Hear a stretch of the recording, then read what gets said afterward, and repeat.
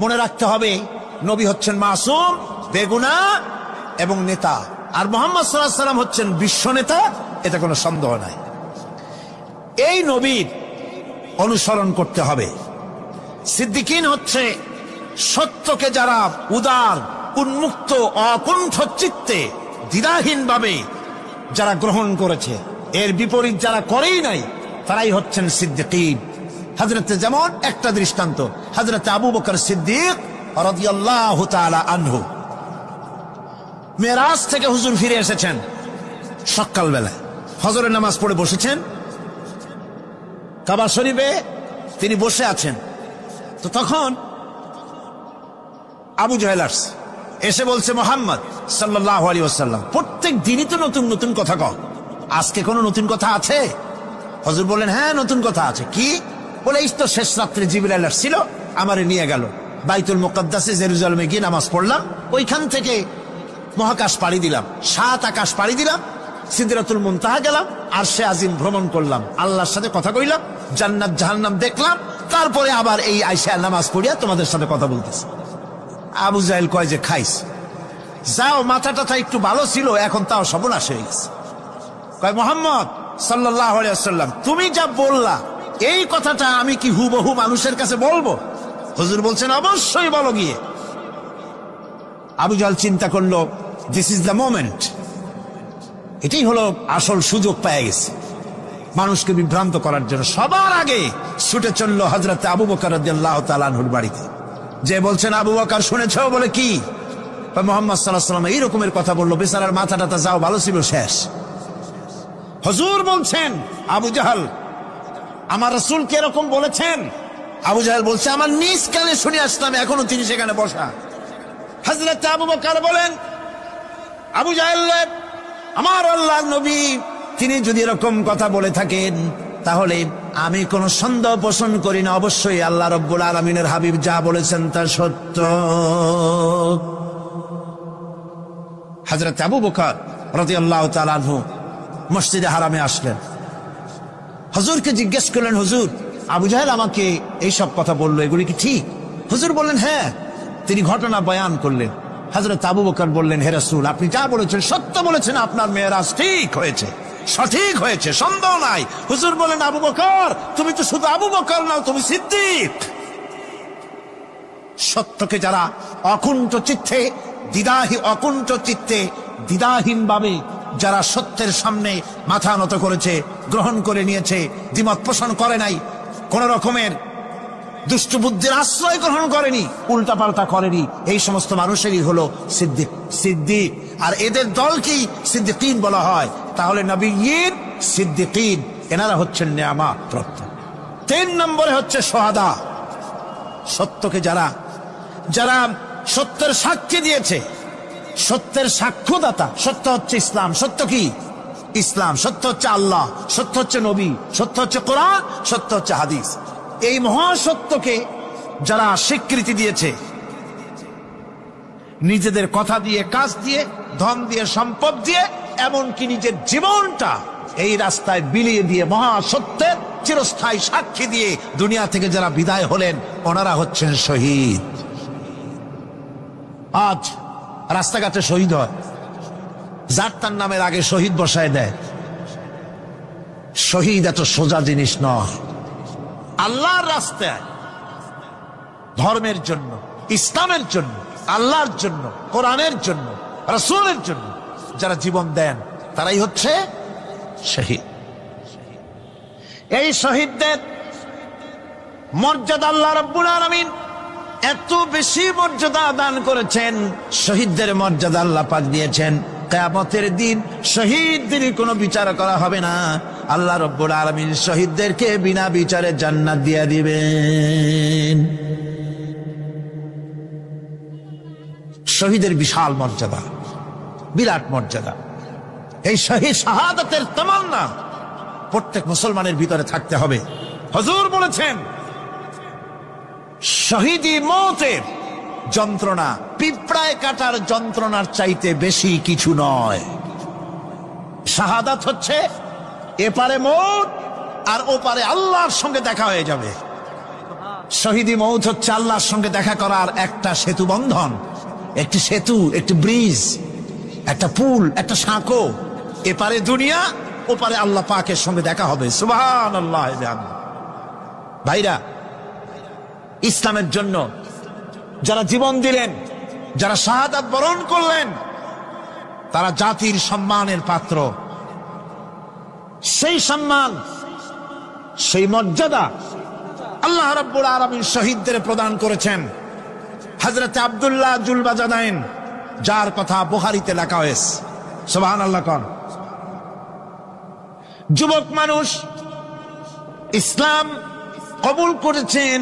ইসলাম কবুল করতে গিয়ে বাড়ি ঘর, জায়গা জমি কিছুই ছিল না। ছোট্ট অবস্থায় বাবা মারা গেছে, চাচার ঘরে লালিত পালিত হচ্ছিলেন। এরপরে রাসূলের প্রতি ঈমান আনবেন, চাচার ভয়তে পারেন না। হুজুর হিজরত করলেন। আব্দুল্লাহ, তার নাম ছিল আব্দুল উজ্জা। তিনি চলে গেলেন চাচার কাছে। চাচা গো, মুহাম্মদ সাল্লাল্লাহু আলাইহি ওয়াসাল্লাম আল্লাহর নবী, ব্যাপারে তোমার মত কি? তিনি বলেন, আমারও তো তাই মনে হয়। যদি তাই মনে হয়, তার উপর ঈমান আনবেন কিনা? চাচা বলে, না, কখনো ঈমান আনবো না। ভাতিজা বলতেছেন, চাচাজি, বছরের পর বছর ধরে অপেক্ষা করতেছিলাম, আমি আপনার অধীনে আছি বলে ইসলাম কবুল করতে পারি নাই। আমার ইচ্ছা ছিল আপনি আগে করবেন, তারপরে আপনাকে দেখা দেখি আমি করব। কিন্তু আপনি যখন ইসলাম কবুল করলেন না, আর করবেন না বলে যখন ঘোষণা দিলেন, আপনাকে উপস্থিত রেখে আমি ঘোষণা দিলাম, লা ইলাহা ইল্লাল্লাহু মুহাম্মাদুর রাসূলুল্লাহ। চাচা বলছে, ভাতিজা, এর পরিণাম জানো? কয়, না, জানি না। এর পরিণাম হচ্ছে তুমি আমার বাড়িতে থাকো, আমার বাড়ি ছাড়তে হবে। বললেন, রাজি আছি। উট, ছাগল, ভেড়া, ঘোড়া যা দিছি ছাড়তে হবে। বলছে, রাজি আছি। চাচা বলছে, শুধু তাই নয়, পরনে যে লুঙ্গি আছে, গায়ে যে জামা আছে, তামার পয়সার লুঙ্গি জামা ছাড়তে হবে। ভাতিজা বলছে, ঈমানের জন্য যা চাও সব ছাড়িয়ে দেব। জামা লুঙ্গি খুলে ফেলে দিয়ে দিলেন। হাদিস। তিনি চলে গেলেন মায়ের কাছে ওই অবস্থায়। মা এই যুবক ছেলেকে উলঙ্গ অবস্থায় দেখে দুই হাত দিয়ে নিজের চোখ চেপে ধরেছেন। বাবা, তোমার এই অবস্থা কেন?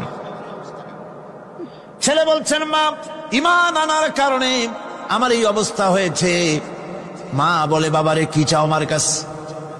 আব্দুল উজ্জা বলছে, মা, কিচ্ছু চাই না, একটুখানি কাপড় আমারে দাও, আমি বিশ্ব নবী মুহাম্মদ সাল্লাল্লাহু আলাইহি ওয়াসাল্লামের খেদমতে যেতে চাই।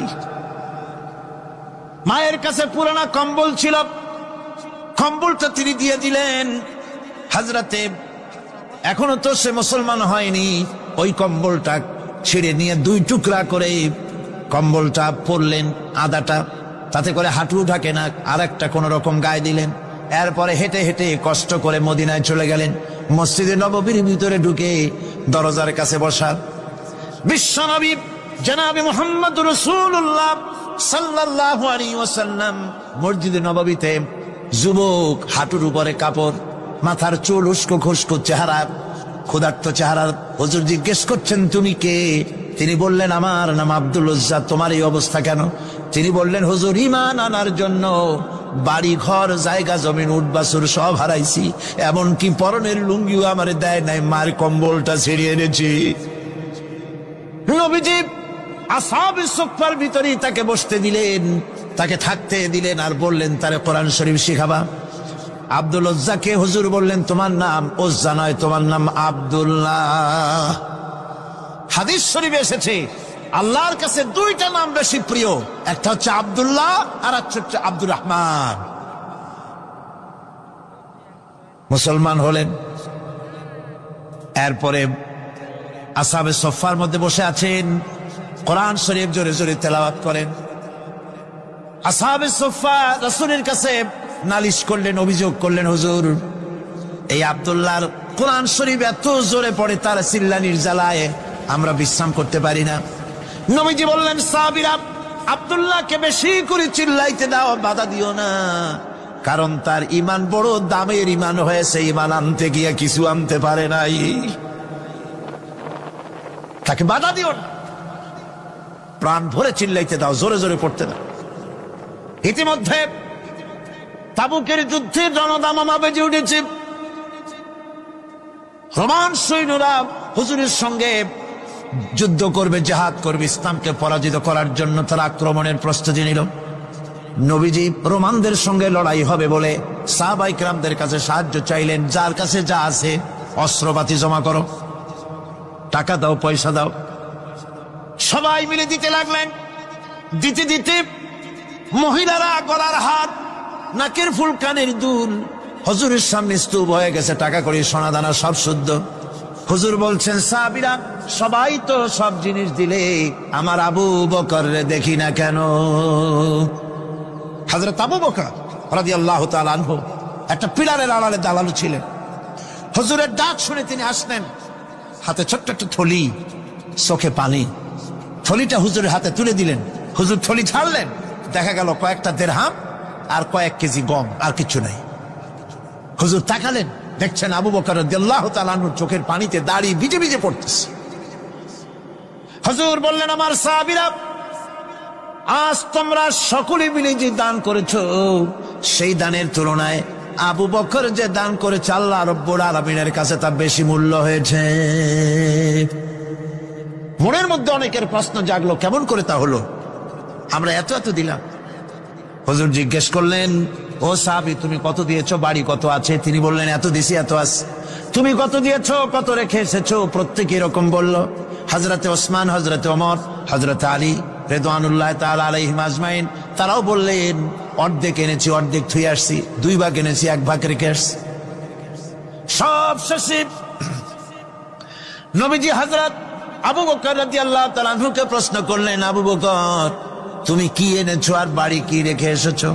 হযরত আবু বকর বলেন, ইয়া রাসূলুল্লাহ, ইয়া হাবিবাল্লাহ, আমার বাড়িতে জাগতিক সম্পদ বলতে যা বুঝায় সবটুকু এনে নবীজির কদম মোবারকে দান করে দিয়েছি।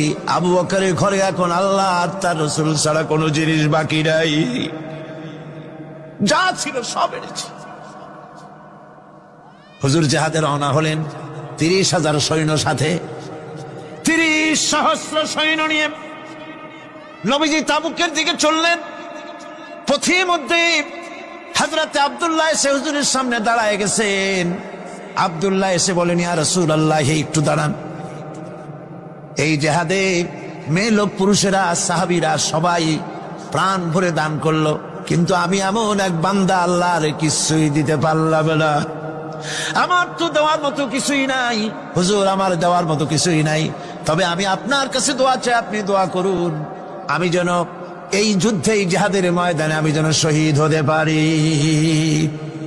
নবীজি বললেন, একটু বাকল নিয়ে আসো গাছের। একটা গাছের বাকল আনা হলো। এই বাকলটা হুজুর নিজ হাতে আব্দুল্লাহর হাতে বাঁধা দিলেন আর বললেন, রব্বুল আলামিন, আমি আব্দুল্লাহর রক্ত কাফেরদের জন্য হারাম করে দিলাম। হযরত আব্দুল্লাহ কেঁদে জারজার হয়ে যাচ্ছেন, বলছেন, ইয়া রাসূলুল্লাহ, আমি চাইলাম শহীদ হব, আর আপনি আমার রক্তকে কাফেরদের জন্য হারাম করে দিলেন। হুজুর বলেন, আব্দুল্লাহ রে, এখন যদি তোমার মৃত্যু জ্বরের ভিতরে হয়, আল্লাহ রাব্বুল আলামিন তোমারে শাহাদাত নসিব করে দিবেন। তাবুকের ময়দানে হুজুর চলে গেলেন। কয়েকদিন পরে খবর আসলো হুজুরের কাছে, আব্দুল্লাহ কয়েকদিন জ্বর ভোগ করে আব্দুল্লাহ মারা গিয়েছেন। হুজুর বললেন, তার জানাজার ব্যবস্থা করো, কাফন দাফনের ব্যবস্থা করো। ব্যবস্থা হয়ে গেল। রাতের বেলায় দাফন হবে।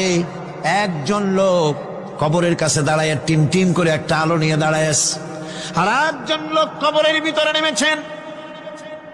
2 ব্যক্তি লাশ 2 হাতে উঁচু করে নিয়ে আসতেছেন কবরের কাছে। যিনি কবরের ভিতরে দাঁড়ানো, তিনি বলতেছেন, লাশ বহন করে তোমরা যে 2 জন আনতেছো, লাশের সাথে খবরদার বেয়াদবি করো না, তোমাদের ভাইয়ের সঙ্গে আদব করো। এই বলে কবরের ভিতরে যিনি দাঁড়িয়েছিলেন, তিনি লাশটারে ধরলেন। কবরের ভিতরে দাঁড়াইয়া যিনি লাশ ধরেছেন, লাশকে কবরে শোয়াই দিয়েছেন, তিনি আর কেউ নন, তিনি বিশ্ব নবী মুহাম্মদুর রাসূলুল্লাহ। নিজের হাতে হযরত আব্দুল্লাহকে শোয়াই দিলেন। লাশ বহন করে যে দুইজন আনলেন, তার একজন হলেন হযরত আবু বকর আর একজন হযরত ওমর রাদিয়াল্লাহু তাআলা আনহুমা। আর আলো নিয়ে যিনি দাঁড়িয়েছেন, টিম টিম করে জ্বলতেছেন, তিনি হযরত বেলাল। কবরের ভিতরে হযরত আব্দুল্লাহকে শুইয়ে দিয়ে উপরে মাটি দিয়ে নবীজি কবরের দুই দিকে হাত দিয়া আল্লাহ রাব্বুল আলামিনের দরবারে ফরিয়াদ তুললেন, রব্বুল আলামিন, আমি আজকে সন্ধ্যা পর্যন্ত এই আব্দুল্লাহর প্রতি রাজি ছিলাম, খুশি ছিলাম। আল্লাহ গো, তুমি আব্দুল্লাহর প্রতি রাজি হয়ে যাও। হযরত ইবনে মাসউদ রাদিয়াল্লাহু তাআলা আনহু পাশে দাঁড়ানো ছিলেন, চিৎকার দিয়ে কেঁদে কেঁদে বললেন, আয় আল্লাহ তাআলা, এই কবরের ভিতরে আজকে আব্দুল্লাহর লাশটা না হইয়া যদি আমার লাশ হতো, আমার ভাগ্যটা খুলে যেত। শহীদের মর্যাদা আল্লাহ পাকের কাছে সব থেকে বেশি। এই শহীদের পথ নিয়ামত প্রাপ্তদের পথ। যারা নিয়ামত পেয়েছে পৃথিবীতে, নবীজিন, সিদ্দিকিন, শুহাদা, এরাই হচ্ছেন নিয়ামত প্রাপ্ত। আল্লাহর রাস্তায় জীবন দেওয়ায় যে মজা, পৃথিবীতে আর কোনো কিছুতে সেই মজা নাই। হযরত ওমর রাদিয়াল্লাহু তাআলা আনহু দোয়া করতেন, আল্লাহুম্মা রযুকনি শাহাদাতান ফি সাবিলিক ওয়াজআল মাউতি ফি বালাদি রাসূলিক। আয় আল্লাহ, তুমি আমাকে শাহাদাতের মত আমাকে দান করো। শাহাদাতের তামান্না প্রত্যেকটি মুসলমানের ভেতরে থাকতে হবে। শহীদ হওয়া যাবে ইসলামের জন্য। সময় হয়তো আসতে পারে, হয়তো এমন সময় আসতে পারে যখন কোরআনের মর্যাদাকে টিকে রাখার জন্য, সুন্নতে নববীকে টিকে রাখার জন্য জান দেওয়া লাগতে পারে। তখন কি আপনারা জীবন দিতে পারবেন? এরপরে চতুর্থ নম্বরে হচ্ছে সালিহিন। চতুর্থ নম্বরে কি? সালিহিন। সালিহিন হচ্ছে জীবনের প্রত্যেকটি ক্ষেত্রে যারা একনিষ্ঠভাবে আল্লাহর বিধান পালন করেছেন, যারা পুণ্যের সাথে সুদৃঢ় থেকেছেন, যারা অটল থেকে পুণ্যের সাথে, হকের সাথে অটল থেকেছেন, কোন অবস্থাতেই ইসলামী আদর্শের বিরুদ্ধাচরণ করেনি, তারাই হচ্ছেন সালিহিন। ইসলামের আদর্শ ছাড়ে নাই, পরিত্যাগ করে নাই, জীবনের সবকিছুর বিনিময় এটাকে আঁকড়ে ধরে থেকেছেন, ইসলামী আদর্শের পরিপন্থী কিচ্ছু করেন নাই। এরা হচ্ছেন সালিহিন। কোন আলহামদুলিল্লাহ। আল্লাহর অনুগ্রহ প্রাপ্ত কয় শ্রেণী? 4 শ্রেণী। নবীজিন, সিদ্দিকিন, শুহাদা, সালিহিন। এই 4 শ্রেণীর লোকেরাই হচ্ছে নিয়ামত। আমরা বলেছি, সিরাতাল্লাযীনা আন'আমতা আলাইহিম গায়রিল মাগদুবি আলাইহিম ওয়ালাদ-দাল্লিন। নিয়ামত প্রাপ্তদের পথ চাই, অনুগ্রহ প্রাপ্তদের পথ, আর অভিশপ্ত পথভ্রষ্টদের পথ আমরা চাই না। আমরা পরিহার করে চলবো, এটা একটু আদাও বটে। যারা অভিশপ্ত, যারা পথভ্রষ্ট, ওরা কারা? মাগদুব এবং দল্লিন। মাগদুব হচ্ছে অভিশপ্ত, দল্লিন হচ্ছে পথভ্রষ্ট। দুনিয়ার সমস্ত মুফাসসিরিন, মুহাদ্দিসিন সব একমত, মাগদুব হচ্ছে ইহুদিরা। মাগদুব কারা? বলেন না কারা? আর দল্লিন, অভিশপ্ত কারা? খ্রিস্টানেরা। বলেন কারা? একটুখানি জোরে সোরে দরুদ শরীফ পড়েন। সালাতুন ইয়া রাসূলাল্লাহ আলাইকুম, সালামুন ইয়া হাবিবাল্লাহ আলাইকুম। এই পৃথিবীর 1 ইঞ্চি মাটির জন্য, দেখেন না শহরে কি করে, বাড়ির পাশে বাড়ি উঠাইছে, 1 ইঞ্চি জমি ছাড়বে না। হায় হায়। আর একজনের রাস্তা পাক আর না পাক, জমিন ছাড়বো না। অন্যের জমিন দখল করায় কি মজা পায়। হায় হায়। অন্যের জমিন নেওয়ার জন্য পাগল হয়ে যায় মানুষ। দুনিয়াকে ভালোবাসে। 1 কাঠা জমির জন্য, 1 আঙ্গুল জমিনের জন্য মামলা মোকদ্দমা, জজ কোর্ট, হাইকোর্ট, সুপ্রিম কোর্ট, তারপরেও ছাড়ে না। ঠিক না? এই জমিন যে এত ভালোবাসলেন, এত মামলা মোকদ্দমা করলেন, এই জমিনের 1 ইঞ্চিও খেতে পারবেন না, বরং মরে দেখেন জমিন হা করে আপনাকে গিলে ফেলে দেবে। আপনার হাড্ডি গুড্ডি গুস্ত সুদ্ধা মিশে যাবে এই মাটিতে। পৃথিবীকে ভালোবাসে কোনো লাভ নাই। স্ত্রী পুত্র পরিজন যার যতটুকু পাওনা দিবেন, ভালোবাসবেন, কিন্তু মূল ভালোবাসা কলিজাটা ভরা থাকবে আল্লাহর জন্য। কার জন্য? স্ত্রীর ভালোবাসা স্ত্রীকে দিবেন, মায়ের শ্রদ্ধা, বাপের শ্রদ্ধা, সন্তানের ভালোবাসা আলাদাভাবে দিবেন। আর সব থেকে যিনি ভালোবাসা পাওয়ার দাবিদার, তার জন্য রাতের বেলায় জাগুন, সিজদা দিয়ে কাঁদতে থাকুন। এই চোখ দুটা কে দিছে? এই জিহ্বা কে দিছে? এই কান কে দিয়েছেন? এই সুন্দর শরীর কে দিয়েছেন? বলার তৌফিক, শোনার তৌফিক কে দিয়েছেন? এই হক আদায় করতে গভীর রাত্রে জাগতে হবে, পাইকারি দরে ঘুমায়েন না।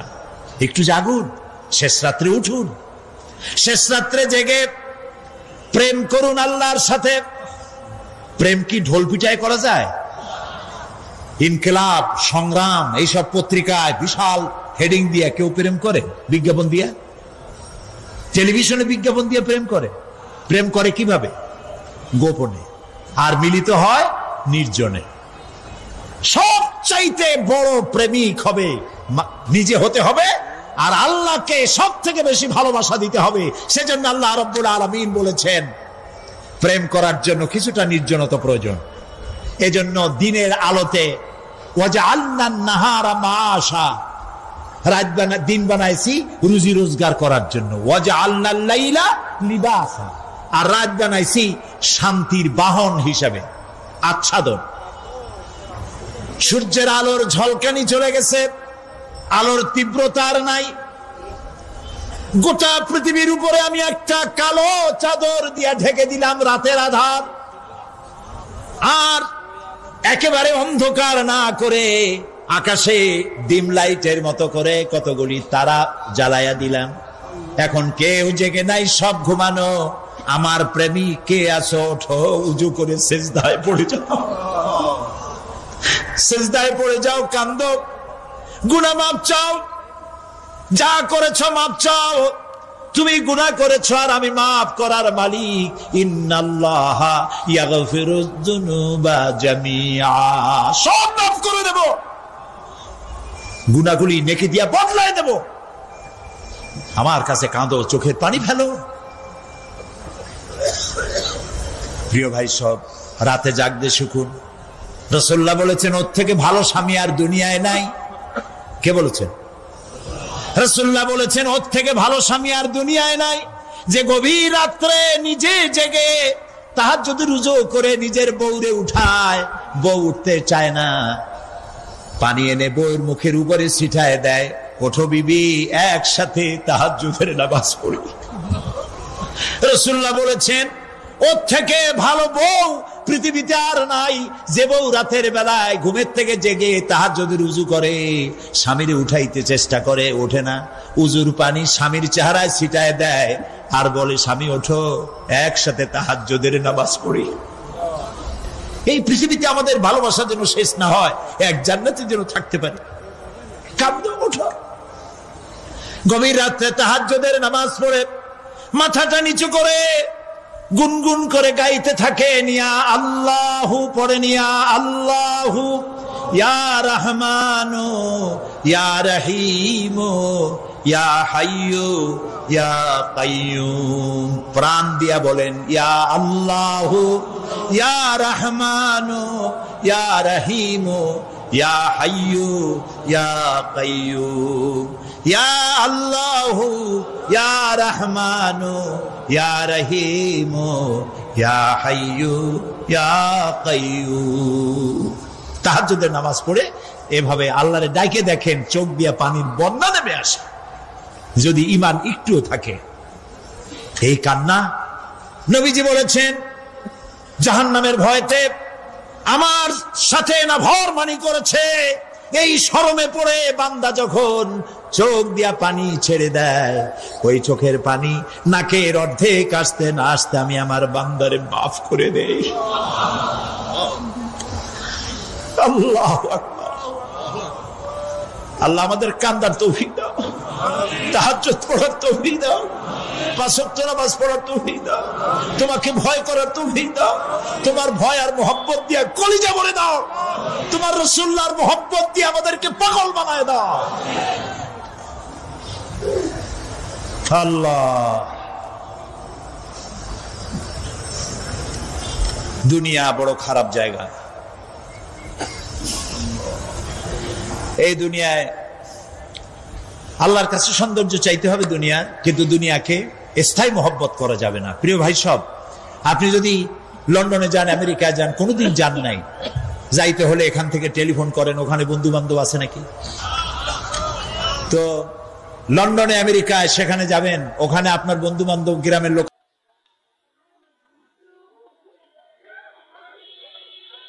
কাছে কিনা খোঁজ করেন, ঠিক না? আবার এখান থেকে ফরেন কারেন্সি নিয়ে যান, যেহেতু ওখানে টাকা চলবে না। টেলিফোন করেন, মোবাইল করেন, ফ্যাক্স পাঠান, আরো টাকা পয়সা সাথে নেন। এরপরেও চিন্তা থাকে, আল্লাহ এরপরে যদি কেউ না আসে তাহলে আমি যাবো কেমনে? এরপরে যাওয়ার সময় আবার বলে দেন যে ভাই আমি কিন্তু আসতেছি, লন্ডন কোনোদিন আসি নাই, তুমি কিন্তু এয়ারপোর্টে থাকো। একটা বিদেশে যাওয়ার জন্য এত প্রস্তুতি নেন, তো সব জায়গায় বন্ধু বান্ধব কেউ না কেউ তো আছেই। কিন্তু আমরা এমন একটা দেশে যাব যেখানে কেউ নাই, ফরেন কারেন্সি চলে না, গ্রামের লোক নাই, বাবা নাই, বন্ধু নাই, মা নাই, কেউ নাই। যিনি রিসিভ করবেন, যার সাহায্যের কাঙ্গাল, বদামল করে তার শত্রু বানায় রাখছি, বন্ধু বানাইতে পারি নাই, তাহলে কি জবাব হবে কিয়ামতে? কি হবে কবরে? কি হবে উপায়? এই জন্যে প্রিয় ভাইয়েরা আমার, দুনিয়ার সঙ্গে মহব্বত কমায় দিয়া আখিরাতের মহব্বত বেশি করে করতে হবে। আর দুনিয়ায় যতদিন বেঁচে আছি ততদিন নেক আমল করে মানুষের সাথে সদাচরণ করতে হবে। আল্লাহ তাআলা বলেছেন, লাইসাল বিররা আন তুওয়াল্লু ওয়াজুহাকুম কিবালাল মাশরিকি ওয়াল মাগরিবি ওয়ালাকিন্নাল বিররা মান আমানা বিল্লাহি ওয়াল ইয়াউমিল আখির। পূর্ব এবং পশ্চিমে কতবার তুমি মাথা ঝুঁকাইছো, এটাই কিন্তু তোমার জন্য কল্যাণ। এর মধ্যে কল্যাণ নিহিত নয়। তার মানে কি? আপনি কত সেজদা আল্লাহরে দিলেন, কত মানুষ তো আছে সেজদা দিতে দিতে কপালে কালো দাগ হয়ে গেছে, আছে না? কিন্তু মিথ্যা ছাড়ে না। কিয়ামতের দিন, বুখারী শরীফের হাদিস, আল্লাহ পাকের নবী বলেছেন, কিয়ামতের দিন সর্বপ্রথম আল্লাহ জিজ্ঞেস করবেন, বান্দা নামাজ পড়ছো কিনা? প্রথম প্রশ্ন কি? বলেন, প্রথম প্রশ্ন কি? যার নামাজ কবুল, তার সমস্ত নেক আমল মঞ্জুর। যার নামাজ কবুল হবে না, কোনোটাই মঞ্জুর হবে না। কথা বুঝতে পেরেছেন? নামাজ সঠিকভাবে আদায় করতে হবে। নবী করিম সাল্লাল্লাহু আলাইহি ওয়াসাল্লাম ইন্তেকালের 5 দিন আগে থেকে জ্বরাক্রান্ত হলেন, রোগাক্রান্ত হলেন, জ্বরে আর মাথার যন্ত্রণায় অস্থির হয়ে যেতে লাগলেন, বেহুশ হন, আবার হুশ হন। যেদিন তিনি ইন্তেকাল করবেন তার আগের দিনেও তিনি জোহরের নামাজ পড়ার জন্য সাহাবীদের কাঁধের উপরে ভর দিয়ে নামাজ পড়তে গেছেন। পা উঁচু করে নিতে পারেন নাই, পা টেনে টেনে নিয়েছেন। তিনি সেখানে খুতবা দিলেন, বললেন, ও আমার উম্মতেরা, এই পৃথিবীতে আল্লাহ রাব্বুল আলামিন তার এক বান্দাকে পৃথিবীর সব জাগতিক সম্পদ দিতে চেয়েছিলেন, কিন্তু সেই বান্দা সব জাগতিক সম্পদকে উপেক্ষা করে আল্লাহর সঙ্গে দিদার করা বেশি পছন্দ করেছেন। কেউ কিছুই বুঝলো না। হযরত আবু বকর রাদিয়াল্লাহু তাআলা আনহু খুব কাঁদতে লাগলেন। তিনি বুঝতে পেরেছেন যে এই পৃথিবীতে সমস্ত সম্পদ দিতে চেয়েছিলেন আল্লাহ যাকে, তার নাম বিশ্বনবী। তিনি সবগুলি উপেক্ষা করে আল্লাহর সঙ্গে দিদার করা বেশি পছন্দ করেছেন। আমরা অতি তাড়াতাড়ি নবীজি থেকে নবীর এতিম হয়ে যাব। পরের দিন ইশার নামাজের ওয়াক্ত হলো, আযান হয়ে গেল, মসজিদে মুসল্লিরা ভরে গেছে, সাহাবায়ে কেরাম সব এসে গেছেন। হুজুরের জন্য বহুক্ষণ অপেক্ষা করার পর হযরতে আবু বকর রাদিয়াল্লাহু তাআলা আনহু তিনি ইমামতির জায়গায় দাঁড়ায় গেছেন। নবীজি বেহুশ অবস্থায় ছিলেন ঘরের মধ্যে। হুশ আসার পর তিনি হযরত আয়েশাকে বললেন, আয়েশা, মসজিদে নববীতে এখন কি হতেছে? তিনি বললেন, নামাজ হচ্ছে। লোকেরা আপনার অপেক্ষা করেছে, কিন্তু আপনাকে না পাইয়া দীর্ঘক্ষণ অপেক্ষা করার পর আপনাকে না পেয়ে আমার বাবার ইমামতিতে তারা নামাজ পড়তেছে, কিন্তু মুসল্লিদের মধ্যে কান্নার রোল পড়ে গিয়েছে। তাদের ধারণা হয়েছে নবীজির যায় নামাজে যখন হযরত আবু বকর দাঁড়ায় গেছে, নবীজির পিছনে নামাজ পড়া আর আমাদের কিসমতে হবে না। নবীজি বলছেন, আয়েশা রে, মসজিদে নববীর দিকের দরজাটা খুলে দাও, আমি নামাজের দৃশ্য দেখতে চাই। দরজা খুলে দেওয়া হলো। নবীজি কোন রকম মাথা উঁচু করে মসজিদে নববীতে নামাজের দৃশ্য নিজে অবলোকন করে আবার শুয়ে পড়লেন। হযরত আয়েশা লক্ষ্য করে দেখেন নবীজির চোখের পানি দিয়ে কোনা দিয়া পানি বেয়ে বেয়ে পড়ছে। হযরত আয়েশা প্রশ্ন করলেন, ইয়া রাসূলুল্লাহ, নামাজের দৃশ্য দেখি কাঁদছেন কেন? হুজুর বলেন, আয়েশা রে, এটা কোনো দুঃখের পানি নয়, আমি কাঁদতেছি এই জন্যে, এই নামাজের জামাত কায়েমের জন্য তাইফের ময়দানে অনেক রক্ত ঝরেছে, আবার উহুদের ময়দানে দান দান শহীদ হয়েছে, সাহাবায়ে কেরাম জীবন দিয়েছে। আজ আমি দেখতে পেলাম আমার উম্মতেরা জামাতে নামাজ পড়ছে। আমার ধারণা হলো ভবিষ্যতে কিয়ামত পর্যন্ত আমার উম্মতেরা এইভাবে জামাত বন্দী হয়ে নামাজ আদায় করবে। নবীজি আবার বেহুশ হয়ে পড়লেন। মসজিদে নববী থেকে আজ আর কেউ বাড়ি যায় না, সবাই কান্দে। আজ রাত বোধহয় নবীজি কাটাবেন না।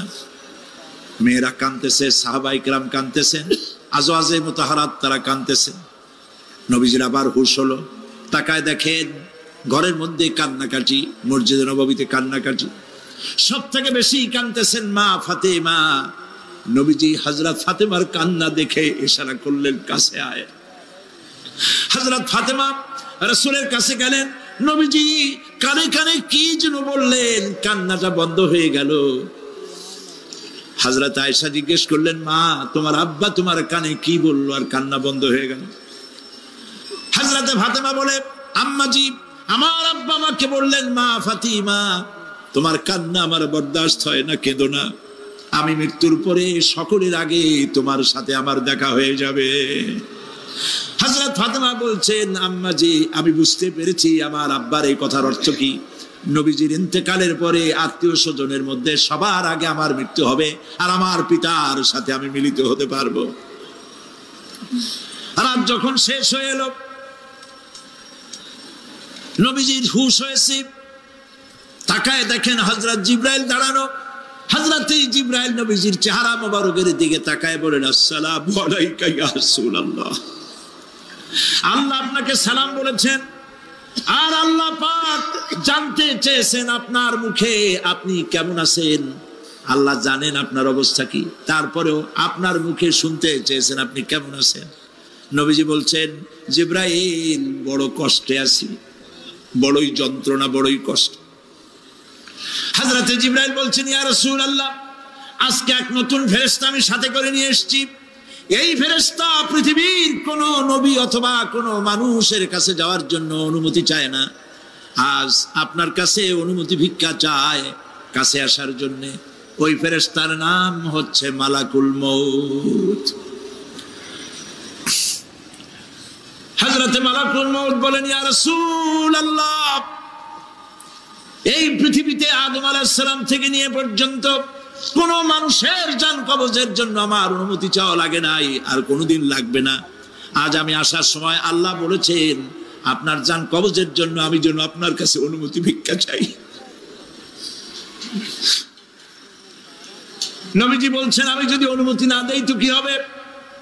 হযরত মালাকুল মউত বলছেন, ইয়া রাসূলুল্লাহ, অনুমতি যদি না দেন আমি ফেরত চলে যাব, আমাকে সেভাবেই বলা হয়েছে। হযরত জিবরাইল বলেন, ইয়া রাসূলুল্লাহ, আল্লাহ রাব্বুল আলামিন আপনার দিদারের ইন্তজার করতেছে।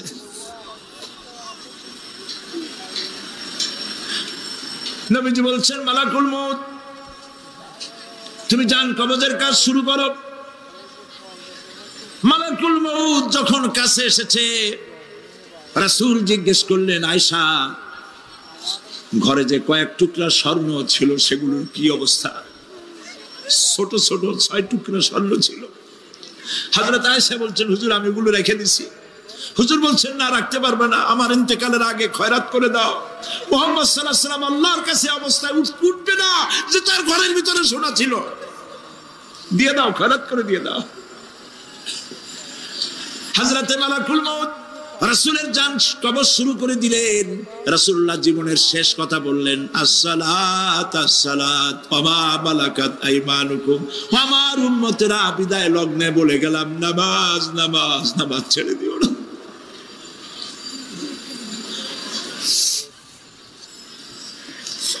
প্রিয় ভাইরা,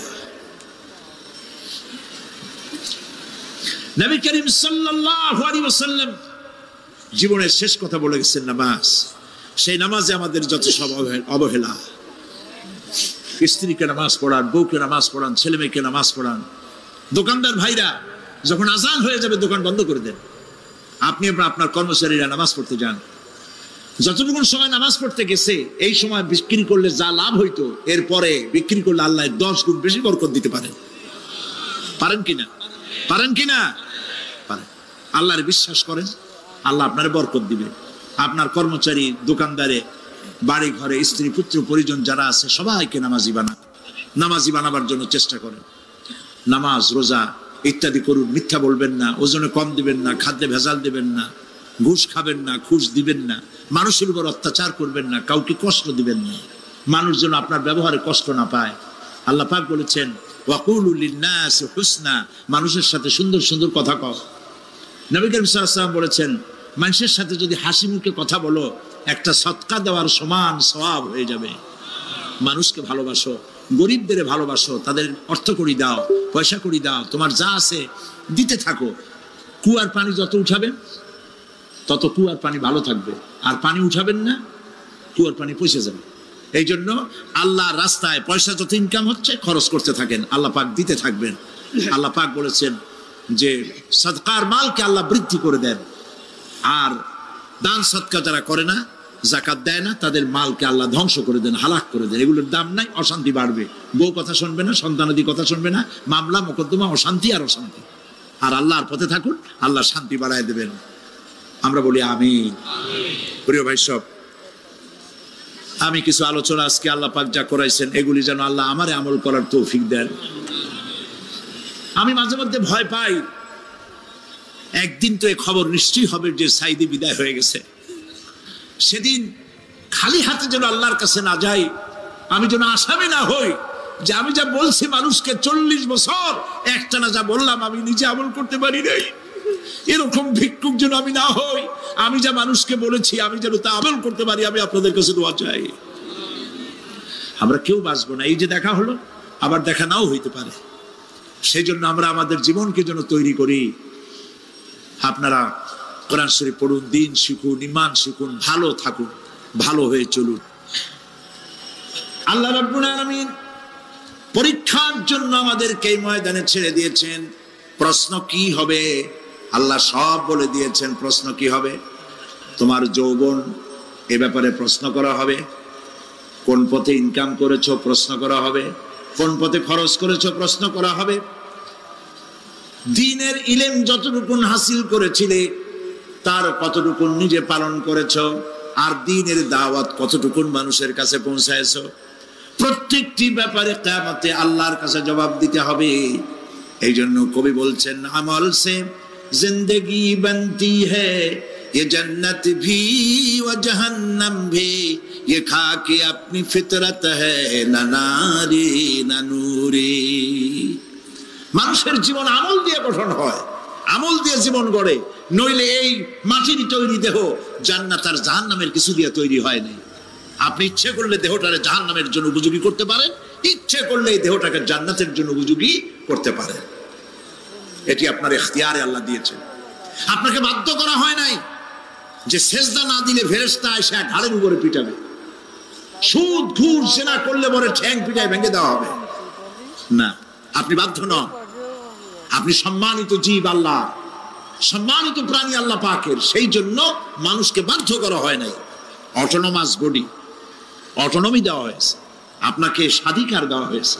চন্দ্র সূর্যের ব্যাপারে স্বাধিকার দেওয়া হয় নাই। রাত এখন 7:35, সূর্যের বাপেরও ক্ষমতা নাই বাংলাদেশে এখন উকি মারে, ঠিক কিনা?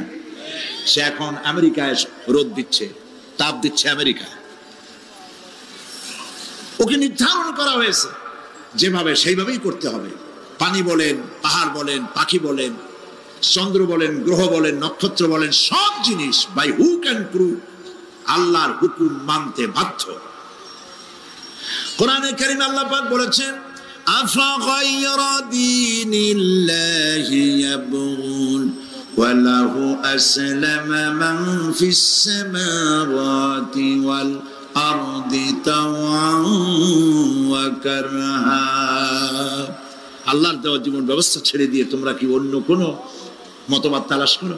ওয়া লাহু আসলামা মান ফিস সামাওয়াতি ওয়াল আরদ, অথচ আকাশে যা আছে, জমিনে যা আছে, সব আনুগত্যের মস্তক আমার সামনে অবনত করে দিয়েছে। সুবহানাল্লাহ।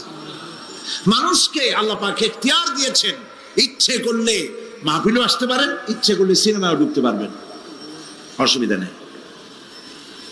অসুবিধার জন্য কিয়ামত, ওখানে হিসাব হবে। এখানে আপনি সূর্য চন্দ্র ফেরেশতা, ফেরেশতারও কোনো মাজাল নাই, কোনো ইখতিয়ার নাই আল্লাহর হুকুমের বাইরে কিছু করে। আল্লাহ যা করতে বলেছেন তাই করতে হবে, এর বাইরে এক চুলও নড়তে পারবে না। কিন্তু মানুষেরা করতে পারবে। মানুষ ইচ্ছে করলে নামাজ রোজা ছাড়তে পারে, ইচ্ছে করলে আল্লাহর অমান্য করতে পারে। এটা তার বিচারের জায়গা না, এটা হলো পরীক্ষার জায়গা। এটা কিসের জায়গা? পরীক্ষার জায়গা। এখানে আপনি কামাই করলে ওখানে কিছু পাবেন, এখানে কামাই না করলে কিছু পাবেন না। আরো সোজা করে বলি, কোন কৃষক, যে কৃষক আষাঢ় মাসে শ্রাবণ মাসে জমিন চাষ করে না, পৌষ মাসে তার গোলায় ধান আসবে? কথা বোঝেন নাকি বোঝেন না? পৌষ মাসে গোলায় ধান আসবে? কোনো পাগলও বলবে না যে তুমি তো চাষই করো নাই, তুমি জমিনে, তোমার জমিনের ফসল তোমার ঘরে আসবে কেন? কাজী এই দুনিয়ায় পরীক্ষা দিলে এখানে রেজাল্ট হয়, এখানে গাছ লাগাইলে এখানে ফল দেয়। কিন্তু মানুষের জন্য আল্লাহ পাক যে আমল তৈরি করেছেন, পরীক্ষা নেবেন, সেই পরীক্ষার রেজাল্ট এখানে হবে না। পরীক্ষার রেজাল্ট আউট হবে কোথায়? আখিরাতে। বলেন সবাই, কোথায় হবে? পরীক্ষার রেজাল্ট আউট হবে কোথায়? আখিরাতে।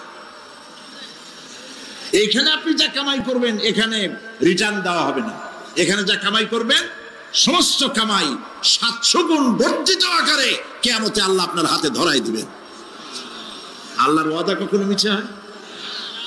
মিছে হয় রাজনৈতিক দলের নেতারা, এই জাতীয় লোকেরা যারা মঞ্চে আসে আর বলে যে এবার আমাদের ভোট দেন, আমরা ক্ষমতায় যাইতে পারলে আপনারা না খাইয়া কেউ মরবেন না। কিন্তু কি খাইয়া মরবে তাও কয় না। সেদিন শুনলাম এই যে নির্বাচন এখন একটা চলতেছে, স্লোগান বাপ দাঁড়াইছে, ছেলে তো বলে রহিম ভাই আমার ভাই, তোমার ভাই, বাপের নাম রহিম। তারপরে শুনলাম বলতেছে বেগুন ভাইয়ের চরিত্র, আজকাল নাম রাখে তো আদর করে, বেগুন পটল, বেগুন ভাইয়ের চরিত্র ফুলের মতো পবিত্র। আমি আর একজনের পাশে থেকে কইল যে নামাজ পড়ে না, একক তো এমনই ফুলের মতো চরিত্র। তো দুনিয়ার ময়দানে আপনি যা কামাই করবেন এখানে রেজাল্ট আউট হবে, এখানে আপনি পাবেন ফল, এখানে পাবেন। যা করবেন এখানে গাছ লাগাবেন, ফল লাগাবেন, এখানে পাবেন। আর আল্লাহর জন্য যেটা করবেন সেটার ফল, সেটার রেজাল্ট কিয়ামতে বাইরে হবে। সুবহানাল্লাহ।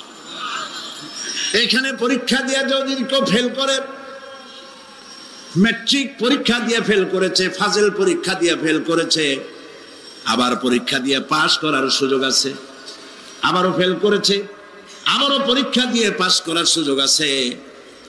10 বার যদি ফেল করে আরো 10 বার পরীক্ষা দিয়ে পাস করার সুযোগ আছে। কিন্তু কিয়ামতের দিন আল্লাহ রাব্বুল আলামিনের জীবনের পরীক্ষায় কোনো মানুষ যদি আল্লাহর আদালতে ফেল করে বসে একবার, দ্বিতীয়বার পরীক্ষা দেওয়ার আর কোনো সুযোগ নাই। এই পৃথিবীতে যদি কেউ নিম্ন আদালতে মামলায় হেরে যায়, জজ কোর্টে করবে, যদি হেরে যায় হাইকোর্টে করবে, হেরে গেলে আপিল করবে সুপ্রিম কোর্টে, সুপ্রিম কোর্টেও যদি হেরে যায় তাহলে প্রেসিডেন্টের কাছে আপিল করবে। সুযোগ আছে কয়েকবার। কিন্তু কিয়ামতের দিন জীবনের আদালতে কোনো মানুষ যদি একবার ফেল করে বসে, জীবনের মামলায় যদি একবার হেরে যায়, দ্বিতীয়বার আপিল করার আর কোনো জায়গা নাই। সে আখিরাতে রেজাল্ট আউট হবে। আমরা সব মরে যাব, আমরা সব কি হব? সব মরে যাব। আল্লাহ পাক আমাদেরকে উঠাবেন আবার। মানুষকে কবরে রাখার সময় আমরা কি বলি? মিনহা খালাকনাকুম, জানেন না? পড়েন, মিনহা খালাকনাকুম ওয়া ফিহা নুঈদুকুম ওয়া মিনহা নুখরিজুকুম তারাতান উখরা। এই মাটি দিয়ে তোমাকে তৈরি করা হয়েছিল, এই মাটির মধ্যে রেখে গেলাম, এর থেকে আবার তোমাকে উত্থিত করা হবে। কে বলতেছেন কথা? আল্লাহ পাক বলছেন, আল্লাহ তাআলা বলছেন। কি নিষ্ঠুর এই পৃথিবী! ভেবে দেখেছেন কি একবারও কি ভেবে দেখেছেন এই পৃথিবী কত নিষ্ঠুর? এই সন্তান সন্ততি সব একটি মোহ, একটি মায়া, একটি মহব্বত, একটি প্রতারণা। যে বইয়ের জন্য হারাম ইনকাম করেছেন, যে সন্তানদের জন্য হারাম ইনকাম করেছেন, জান দিলেন, রক্ত দিলেন, জীবন দিলেন, সারা রাত কষ্ট করেছেন, দৌড়দৌড়ি করেছেন, যখন মরে গেলেন, যে বাচ্চাটা আপনি কোলে না নিলে কলিজা ঠান্ডা হয় না, সেই বাচ্চা বলবে, মাকে বলবে, মা বাপের লাশ যে রুমে আছে আমার সেখানে নিও না, আমার ভয় করে। ঠিক কিনা? স্ত্রীও আরো দু একজন লোক না হলে লাশের ঘরে থাকতে পারবে না, তারও ভয় করবে। থাকলে বড় জোর মা থাকতে পারে, বাপ থাকতে পারে। যাকে বিবাহ করার পর অনেক সন্তান আছে, মা বাপকে চোখে দেখতে পারে না, বউর কথা মতো মায়ের সাথে কথা বলা বন্ধ করে দেয়। হয়তো কুমিল্লা এরকম নাও থাকতে পারে। বউ তো নালিশ করছে, মায়ের সাথে কথা কয়, আবার বলে এই বুড়িটা মরে না কেন? নাউজুবিল্লাহ, নাউজুবিল্লাহ। বুড়িটারে মরার কথা বলতেছো তুমি? তোমার ছোট্টবেলায় যখন তোমার টাইফয়েড হয়েছিল, অসুখ করেছিল, গরিব বাবা, বাড়িতে ল্যাপ নাই, খাতা নাই, তোষক নাই, সেই জায়গায় মা তার কাপড় বিছায় দিয়া বুকের উপরে নিজের শরীরের উষ্ণতা দিয়া বাঁচায় রাখার চেষ্টা করেছে, নিজে না খেয়ে খাওয়াইছে, অসুখ সারে না। মা ওই মুমূর্ষু বাচ্চার সেরানে তার মাথার কাছে বসে তাহাজ্জুদের নামাজ পড়ে কোরআন শরীফ তেলাওয়াত করে, চোখ দিয়া পানি পড়ে, আর বলতে তাকে, রব্বুল আলামিন আমার জীবনটারে দিয়া আমার কলিজার টুকরা সন্তানটারে বাঁচাইয়া দাও। যেই মা নিজের জীবন দিয়া সন্তান বাঁচাইতে চাইলো, সেই সন্তান আজকে বউ পাইয়া মাকে ভুলে যায়, মায়ের সাথে খারাপ ব্যবহার করে। আল্লাহ রাব্বুল আলামিন বলেছেন, মা বাবার সঙ্গে খারাপ ব্যবহার করো না, ভালোবাসায় কথা বলো। ওয়াকুল লাহুমা কাওলান কারীমা, সম্মান সূচক কথা বলো। মা বাবার জন্য দোয়া করো আমার কাছে। কে বলতেছে? আল্লাহ তাআলা বলছেন, দোয়া করো আমার কাছে এই ভাষায়, রব্বিরহামহুমা কামা রাব্বায়ানি সাগীরা। পড়েন সবাই, রব্বিরহামহুমা কামা রাব্বায়ানি সাগীরা। আয় আমার রব, আমার মা বাপ যেমনে ছোটবেলায় আমাকে অত্যন্ত যত্ন করে লালন পালন করেছে, আল্লাহ তাআলা তুমি দয়া করে আমার মা বাপকে তোমার রহমতের করে লালন পালন করো। সুবহানাল্লাহ। প্রত্যেক নামাজের পর সকলে এই দোয়া পড়বেন, মনে থাকবে? মনে থাকবে? প্রিয় ভাই সব, সেই কিয়ামতের মাঠে আমাদেরকে উঠতে হবে, আল্লাহর দরবারে উঠতে হবে। সেই সময় আমাদেরকে কেউ উপকার করবে না। يوم لا ينفع مال ولا بنون, সম্পদ আর সন্তান সন্ততি কোনো কাজে লাগবে না। মা তার সন্তানকে চিনবে না, সন্তান তার মাকে চিনবে না, বাপ তার সন্তানকে চিনবে না, কেউ কাউকে পরিচয় দিবে না। কি মারাত্মক অবস্থা! মানুষ চরম অসহায় হয়ে যাবে। চতুর্দিকে ফেরেশতার আনাগোনা, সূর্য মাত্র 1 হাত উপরে, প্রচন্ড তাপ নিয়ে সূর্য অবস্থান নেবে, মাথার চান্দি ফেটে গিয়ে গুনাহগারের মাথার মগজ গলে গলে পড়তে থাকবে, পিপাসার যন্ত্রণায় জিহ্বাটা ঝুলে কুকুরের মতো করে নাভিস্থল পর্যন্ত ঝুলে পড়বে। কেউ উপকার করবে, কেউ জিগাবেও না। অনেক লোক আছে পীরের কাছে মুরিদ হয় আর মনে করে পীর সাহেব তারে কিয়ামতে সুপারিশ করবে। অসম্ভব। আয়াতুল কুরসির মধ্যে আমরা পড়ি, মান যাল্লাযী ইয়াশফাউ ইনদাহু ইল্লা বিইজনিহি। কে আছে এমন, কার হিম্মত আছে আল্লাহ পাকের বিনা অনুমতিতে কথা বলে? সুবহানাল্লাহ বলে। কোথার পীর, কোথার খাজা বাবা হারায় যাবে। ইব্রাহিম আলাইহিস সালামের মতো পয়গম্বর কি মনে করে আল্লাহর খলিল। ইব্রাহিম আলাইহিস সালাম আল্লাহর কি? আল্লাহর খলিল। আল্লাহর খলিল কিয়ামতের দিন বলবেন, আল্লাহ পাক, আয় আল্লাহ তাআলা, আমার বাপের কাছে আমার একটা ওয়াদা ছিল, আমি সুপারিশ করব তার জন্য, তুমি দয়া করে আমার বাপকে জাহান্নাম থেকে ক্ষমা করো, আমি তার জন্য সুপারিশ করতেছি। আল্লাহ তাআলা বলবেন, ইব্রাহিম, তোমার সুপারিশ মঞ্জুর হলো না। কথা বুঝতেছেন না? বুঝতেছেন না? ইব্রাহিম আলাইহিস সালাম যদি বাপের জন্য সুপারিশ করতে না পারে, ইব্রাহিম আলাইহিস সালাম তিনি যদি তার বাপের জন্য সুপারিশ করিয়া যদি ব্যর্থ হন, আপনার পিসাব কোন কামে লাগবে চিন্তা করেন। নবী করিম সাল্লাল্লাহু আলাইহি ওয়াসাল্লামকে প্রশ্ন করা হয়েছে, হে রাসূল, আপনার আব্বা আম্মার অবস্থা কি হবে? কথা কি শোনেন নাকি? আপনার আব্বা আম্মার অবস্থা কি হবে? নবী করিম সাল্লাল্লাহু আলাইহি ওয়াসাল্লাম বলেছেন, আমি আমার আব্বা আম্মার কোন উপকারে আসব না। ইন্না লিল্লাহি ওয়া ইন্না ইলাইহি রাজিউন।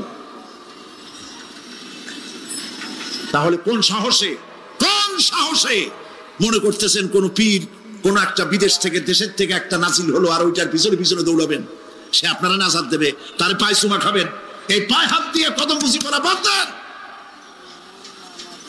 টাকা ইনকাম করার জন্য মানুষকে ভুল পথে পরিচালিত করছে অনেক পীর। আছে না?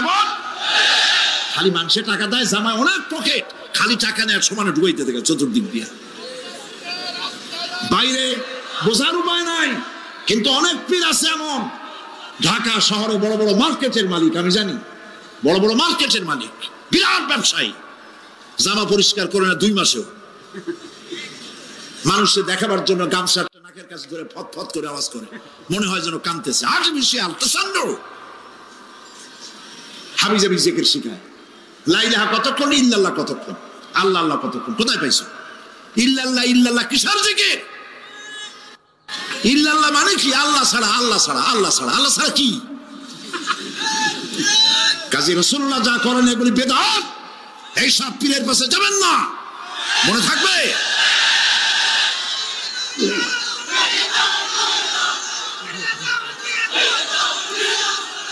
প্রিয় ভাই সব, কিয়ামতের দিন আপনার আমল, একমাত্র আমল আপনাকে বাঁচাইতে পারবে। এই কোরআন শরীফে আল্লাহ পাক বলেছেন, ইয়া আইয়ুহাল্লাযীনা আমানু আবতাগু ইলাইহিল ওয়াসিলা। হে বিশ্বাসীরা, ওসিলা ধরো। ধুরন্ধর এক শ্রেণীর লোকেরা এর অর্থ করেছে পীর ধরো। দুনিয়ার কোন তাফসীর, যত মুফাসসির পৃথিবীতে জন্মগ্রহণ করেছেন, কোন মুফাসসির এটা বলেন নাই আবতাগু ইলাইহিল ওয়াসিলার মানে হলো পীর ধরো। বরং সমস্ত তাফসীর মুহাক্কিকিন বলেছেন আবতাগু ইলাইহিল ওয়াসিলা আয় আমলে সালেহ, নেক আমলের ওসিলা ধরো। সুবহানাল্লাহ, নেক আমলের ওসিলা ধরো। প্রিয় ভাই সব, ধান্দাবাজি ছাড়তে হবে। কিয়ামতের দিন মানুষ একেবারে অসহায় হয়ে যাবে, কেউ সাহায্য করবে না। সেই দিন প্রশ্নগুলি, প্রশ্নপত্র সামনে আসবে, আমলনামাগুলি বেঈমানের পিছন দিক থেকে বাম হাতে আসবে আর ইমানদারের সামনে থেকে ডান হাতে আসবে। আমলনামা হাতে পাওয়ার সঙ্গে সঙ্গে বেঈমান বুঝে ফেলবে তার জায়গা কোথায়। কলিজা তখন গলার কাছে চলে আসবে। সত্য ছিল একসাথে। মনে করেন এই মাহফিলের মধ্যে, মনে করেন এখানে সন্ত্রাসী আছে, খুনি আছে, ওয়ান্টেড, মোস্ট ওয়ান্টেড আসামির মধ্যে আছে, ধরা যাচ্ছে না, অনেক মানুষের মধ্যে। হঠাৎ করে অর্ডার হলো যে ভিতরে এসবিআইবি ঢুকিয়ে দেওয়া হয়েছে, গোয়েন্দা বিভাগের লোক ঢুকিয়ে দেওয়া আছে, সন্ত্রাসী মোস্ট ওয়ান্টেড যারা আছে বেরিয়ে পড়ো, এক মাসে চলে আসো। তখন অবস্থাটা কি হবে তাদের? মজা লাগবে? পায়ের রক্ত মাথায় উঠে যাবে, চোখ দিয়ে রক্ত পড়া শুরু করবে। সমস্ত মানুষ একসাথে ছিল হাসরের ময়দানে। হঠাৎ করে অর্ডার হয়ে যাবে, অন্তাজুল ইয়াউমা আইয়ুহাল মুজরিমুন, হে অপরাধীর দলেরা আলাদা হয়ে যাও। ইন্না লিল্লাহ, আলাদা হয়ে যাও। সমস্ত মানুষ সেখানে খালি পায়ে উঠবে, কারো পায়ে জুতা নাই, স্যান্ডেল নেই, পরনে কোনো কাপড় নাই, গায়ে কোনো কাপড় নাই, মাথায় কোনো আবরণ নাই।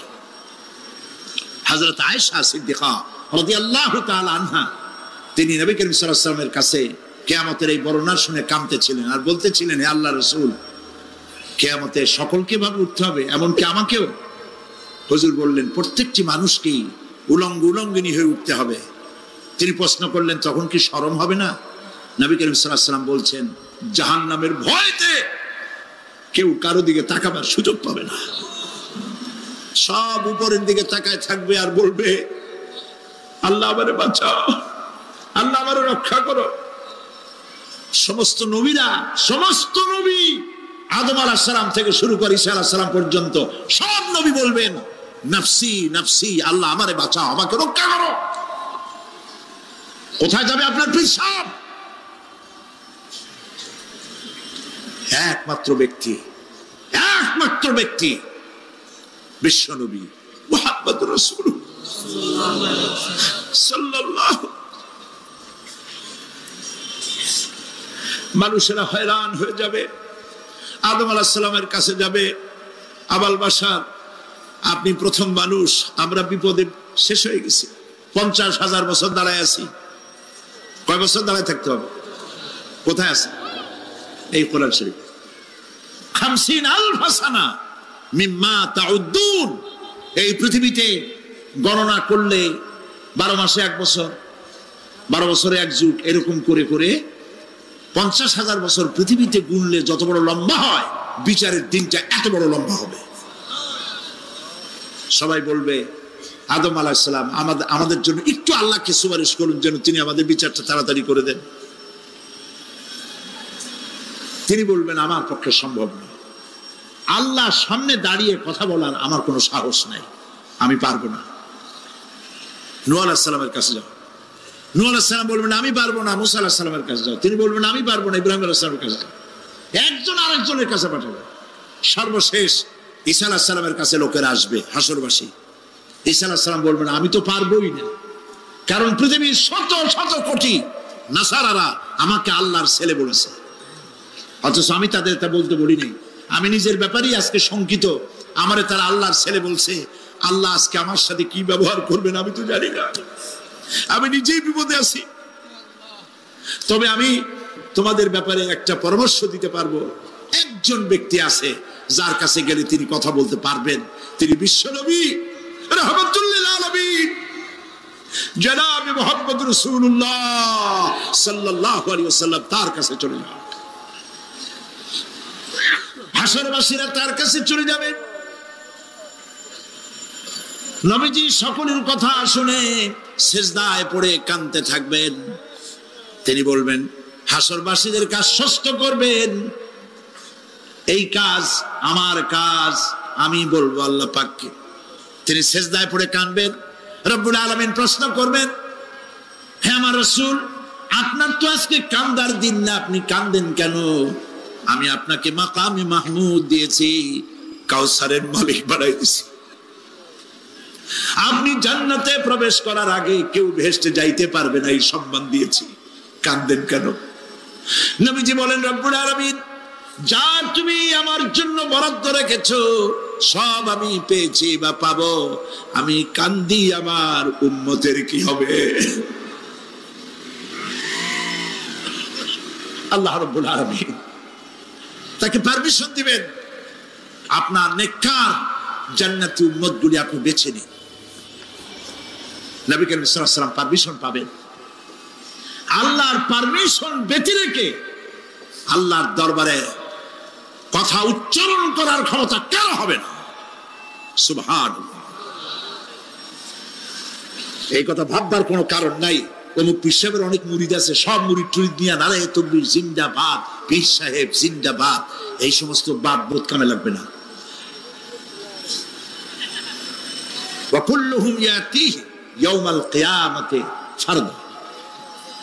কিয়ামতের দিন প্রত্যেককে একজন একজন করে আসতে হবে আল্লাহর দরবারে। আল্লাহ বলেছেন একজন একজন একজন, মিছিল করার উপায় নেই। আল্লাহ রাব্বুল আলামিনের দরবারে হাজির হয়ে যাবে সেই কঠিন হাসরের ময়দানে। বাঁচার জন্য নবীজি দোয়া শিখায় দিয়েছেন, দোয়া করো, আল্লাহুম্মা হাসিবনি হিসাবান ইয়াসীরা। পড়েন আমার সাথে, আল্লাহুম্মা হাসিবনি হিসাবান ইয়াসীরা, আল্লাহুম্মা হাসিবনি হিসাবান ইয়াসীরা।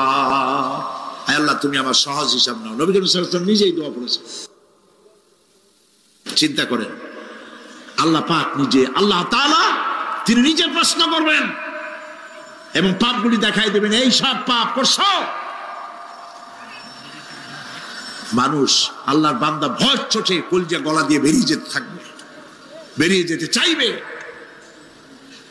তার বাষ্পরুদ্ধ হয়ে আসবে, বলতে থাকবে, আল্লাহ আমি করে ফেলেছি, আমি মাপ চাই, তোমার কাছে ক্ষমা ভিক্ষা চাই।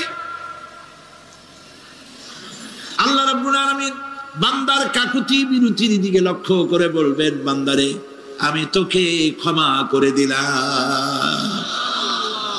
এটাই হলো হিসাব ইয়াসির, সহজ হিসাব।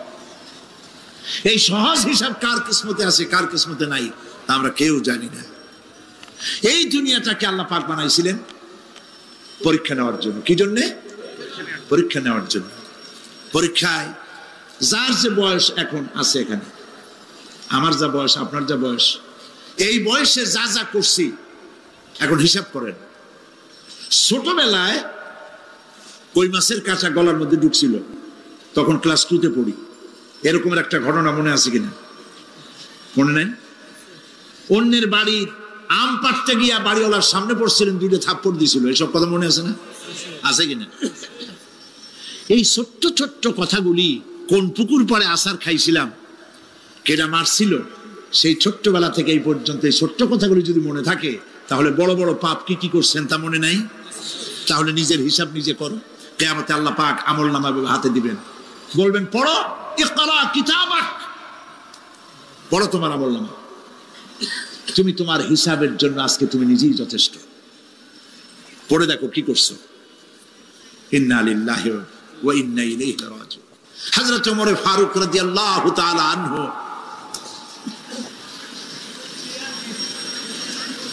তিনি একবার অন্ধকার রাত্রে যাচ্ছিলেন, পিছনে ছিল অনেক লোকজন ছিল। হাঁটতে হাঁটতে তিনি প্রশ্ন করলেন, আচ্ছা তোমাদের মধ্যে কি কেউ আছে এমন বলতে পারো যে কোরআন শরীফের মধ্যে সবথেকে হতাশাব্যঞ্জক আয়াত কোনটি?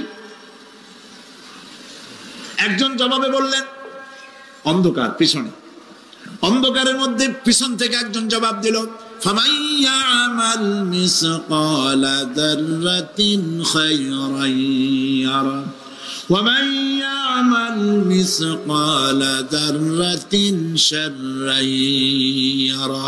এর অর্থ হলো, পৃথিবীতে কেউ যদি ছোট্ট একটি পাপ নেকির কাজ করে, সরিষা পরিমাণ নেকির কাজ যদি করে সেটা দেখতে পাবে, সরিষা পরিমাণ পাপের কাজ যদি করে সেটা দেখতে পাবে।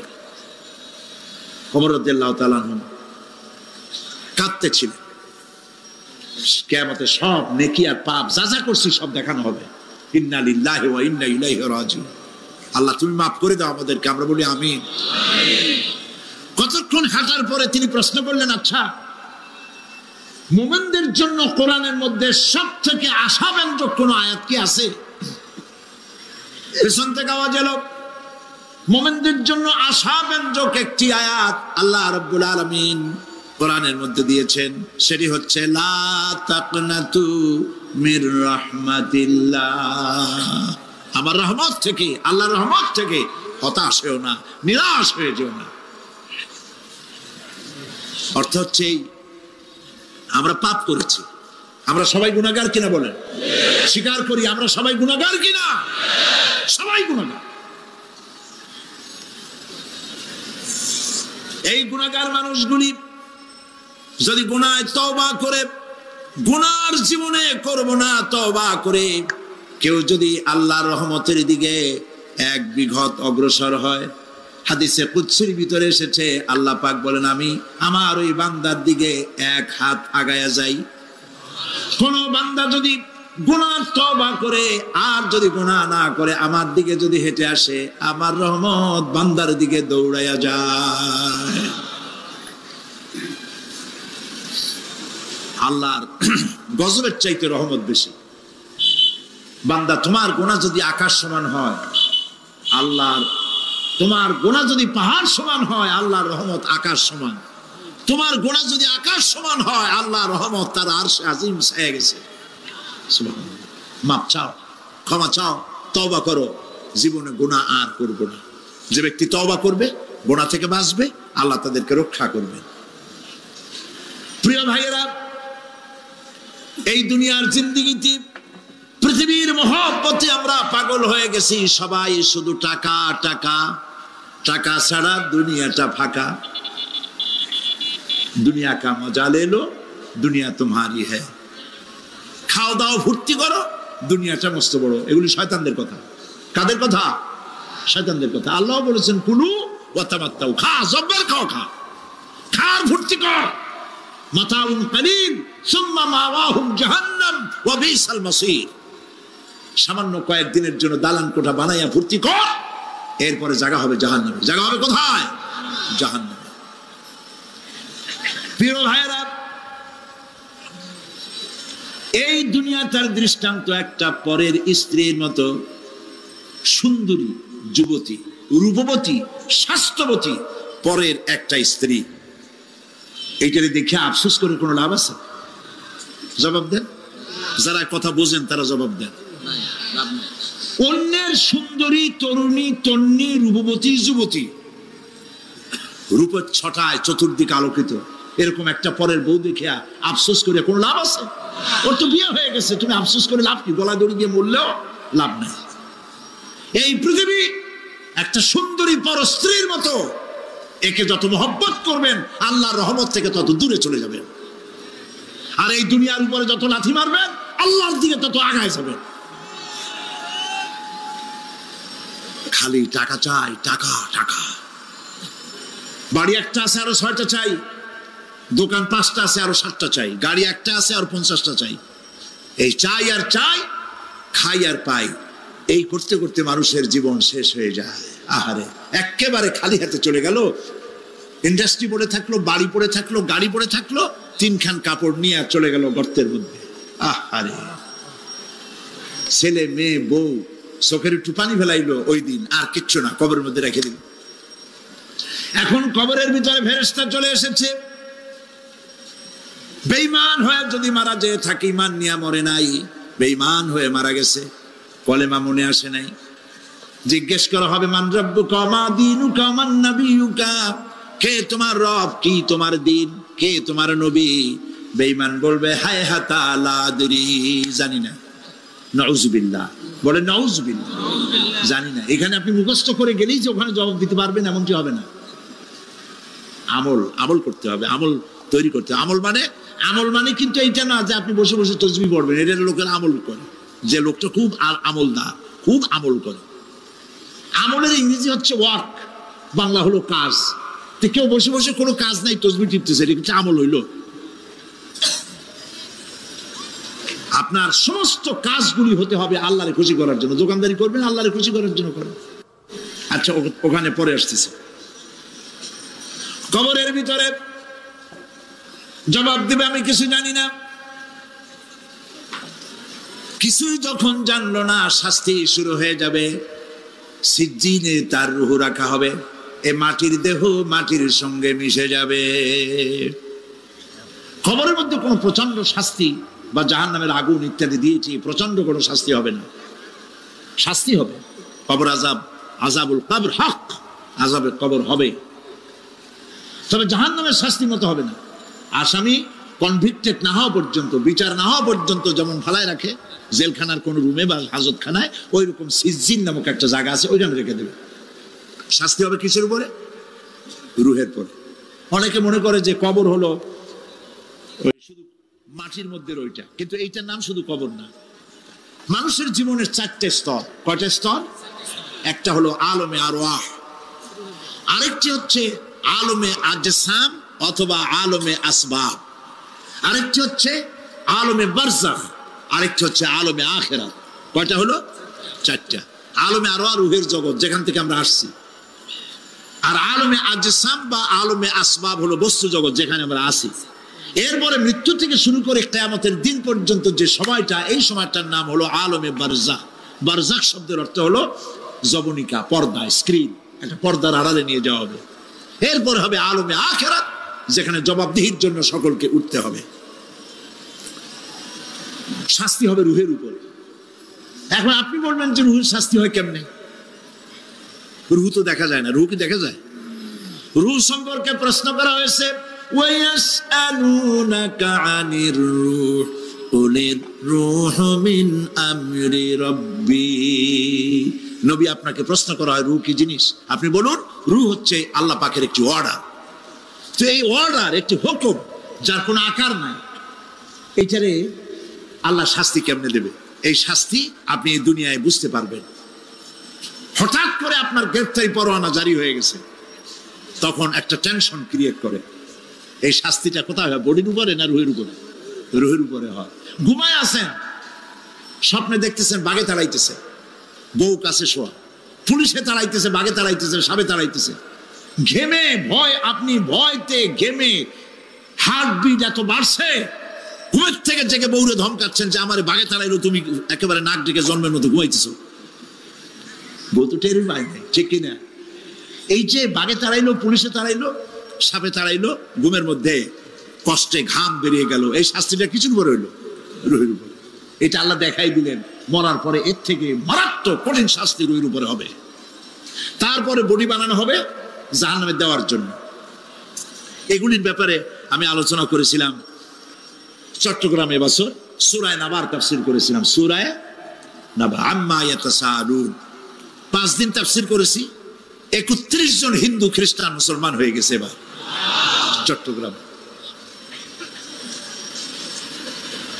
নবী করিম সাল্লাল্লাহু আলাইহি ওয়াসাল্লাম বলেছেন, কেউ যদি দুনিয়ায় বেঁচে থাকা অবস্থায় কিয়ামতের দৃশ্য দেখতে চায়, সেজন্য সূরা নাবা, সূরা আত-তাকবীর, সূরা নাজিআত, সূরা আল-ইনফিতার, এই সূরাগুলি যেন পড়ে, তাহলে দুনিয়ায় জীবিত থাকা অবস্থায় কিয়ামতের দৃশ্য দেখতে পারবে।